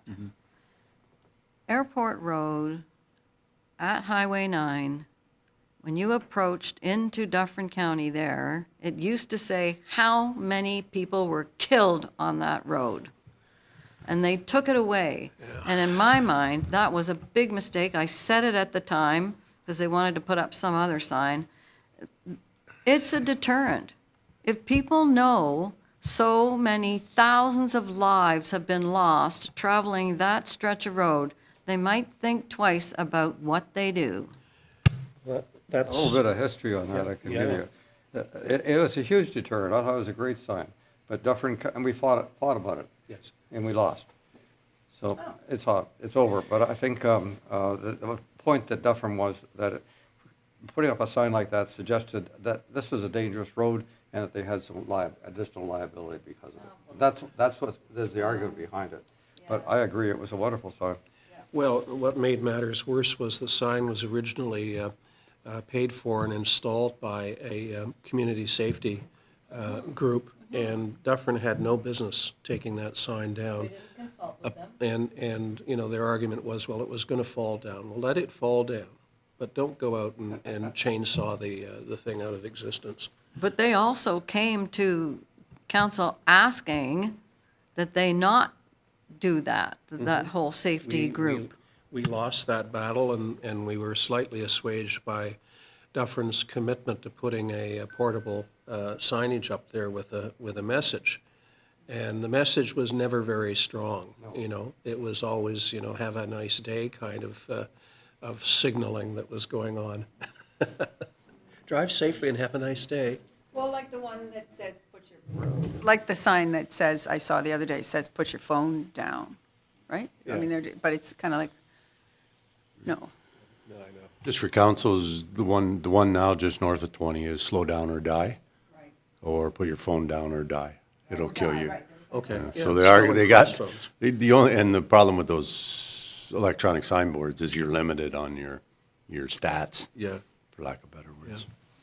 Well, maybe I'll talk to Fred, but maybe we can reemphasize the necessity of having some powerful language on one that is in mono. Yeah. That would be appreciated. Okay, next item? 13? Just the next 13? one. Same Okay. top. Number 13, a good roads letter to us with a actual written to the clerk, a sample with our town name inserted here, so I guess it's a, Chat GPT thing. But it's the exact same. So I think I feel supporting this can do no harm. I just kind of wondered, now this is our third or fourth item here that we're talking about roads, like, I don't know whether it's doing any good, but did anybody else have a feeling that we should do this because it's yet another avenue? Can I suggest we bring this back at the next meeting and maybe we can massage the wording a little bit? Sure. Yeah. Okay. All right. Next item on the hit parade. Anything else from anyone? So I have a motion that we accept Schedule A to this agenda, and moved by Councillor Cage, seconded by Councillor Mantalo. Any opposition? Motion is carried. And reports of members of council and staff, very briefly, so we can make it out by 1 o'clock and we don't have to pass a motion to sit past 1. Any members of staff with anything urgent?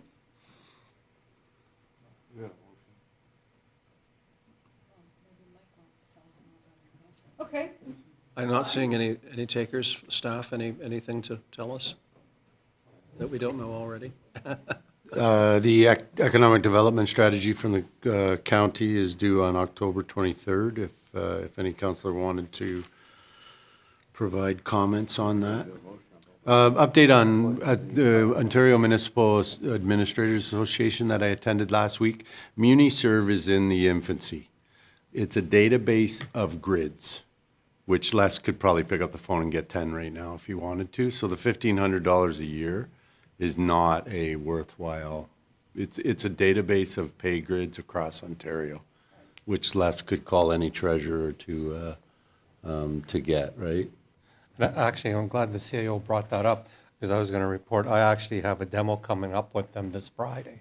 So I was interested before investing any, so I'm kind of on the same wavelength as Mike. I'm not sure they're going to have the data that we're looking for. And definitely, they won't have private sector, because it's geared for municipalities. And But I'm we getting had- the demo done this Friday. And So we'll see Councillor what they Capes, have. we had a large presentation on compensation, attracting and retaining employees, how to remain the employer of choice, and performance-based raises, which was an interesting conversation on salaries, a sliding scale. So if we didn't perform, you back us off a bit. If we do perform, it was a very interesting. But the retention of employees has become a major concern with respect to all senior management and admin staff, for that matter. Dan Riskin was there, Ralph. I thought you'd be very interested in. He hosted Daily Planet, and he spoke on AI and how it gets into municipalities, and Meaford and Innisfil are using AI right now with a department of 3 employees strong to run it. For them, but they are utilizing AI on their infrastructure and on their asset control, and pretty interesting stuff that some of the larger density municipalities are taking advantage of. That was it. And I did speak to City of Brampton, John, with respect to automated speed enforcement, and I'm hoping that they reach out to us because they're very interested in looking at AORs or a Good Roads conference to have a discussion with the province.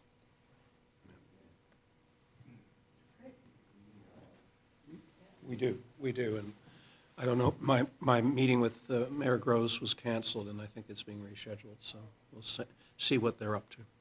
Oh, sorry, and just one more. I will be meeting with, trying to set up meetings with our CAOs from our 2 fire services that are run by boards.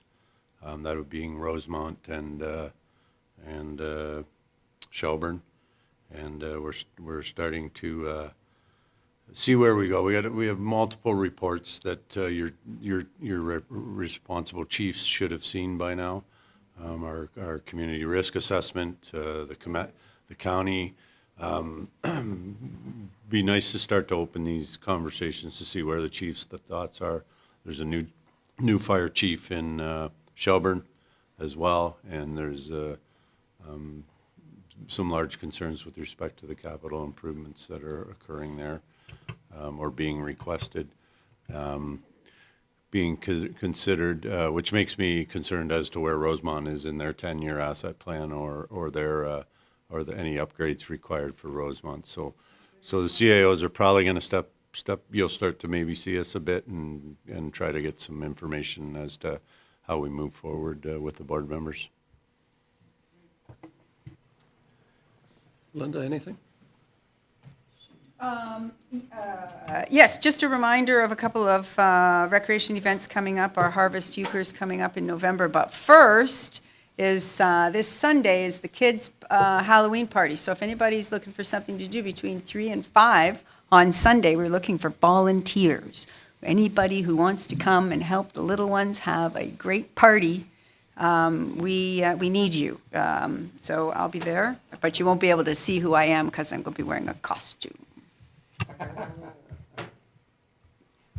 it. Okay. Ralph, anything?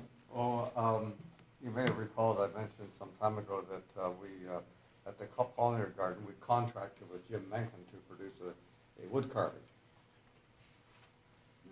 Some of you may remember that we mentioned previously that at the pollinator garden, we contracted with Jim Mencken to produce a carving. And he produced that last spring, and we were unable to install it because just the route to the location in the garden was just too soft for our, and you have to take a vehicle and probably weighs about 300 pounds.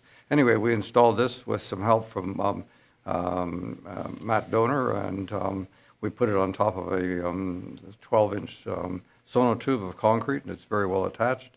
And we're going to have a opening, if you like, or a unveiling shortly, and haven't quite got dates for that yet, but we'll let you know when that's going to be.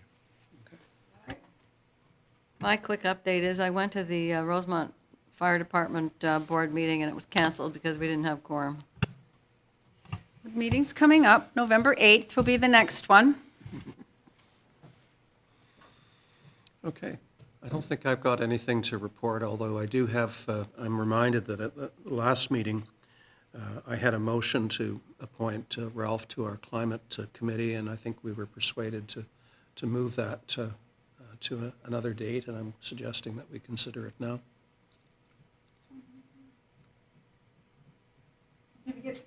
Did we get any more information on it?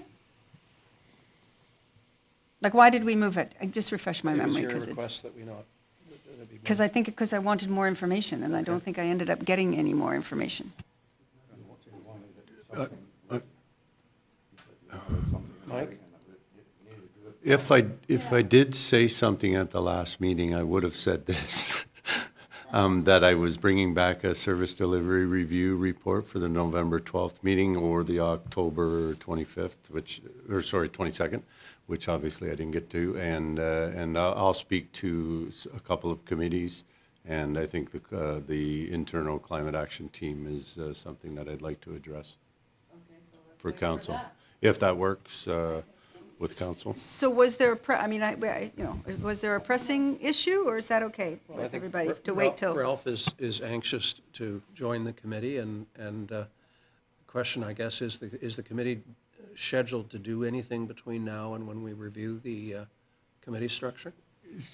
No, so I'd really like to put the existence of the committee on council's plate, and the potential available. I'd like to put everything in a wholesome report for council to read and understand. That way, everybody's seeing it at the same time, and that may or may not change the direction of council. It makes perfect sense. I'm happy with that. Are you all right with that? Yeah. Okay. Okay. You can still come see us, Ralph, though. Well, it sounds like it's a done deal. 2 minutes again to make my statements about notices of motion. Notices of motion. Thank you, Mr. Mayor. So I didn't get my motions prepared to Fred to bring them to this meeting. And so I'm going to give notices of motion for two things. And maybe having more information about the CVC multi-service recreation center will help me. So one will be on having first and foremost an indoor pool for Mono residents, which may include a recreational structure. And the second one being that of creating a tiny forest on unused land.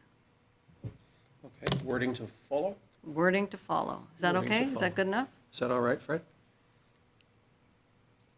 Yep, that's good for notice, Your Worship. Okay, thank you. And the tiny forest has a very precise meaning, and it's a really interesting concept that was developed by a Japanese arborist, and it's taken off all over the world, and fascinating, and it's almost counterintuitive to how you plant a forest, but I'll let Elaine elaborate. I believe we have it.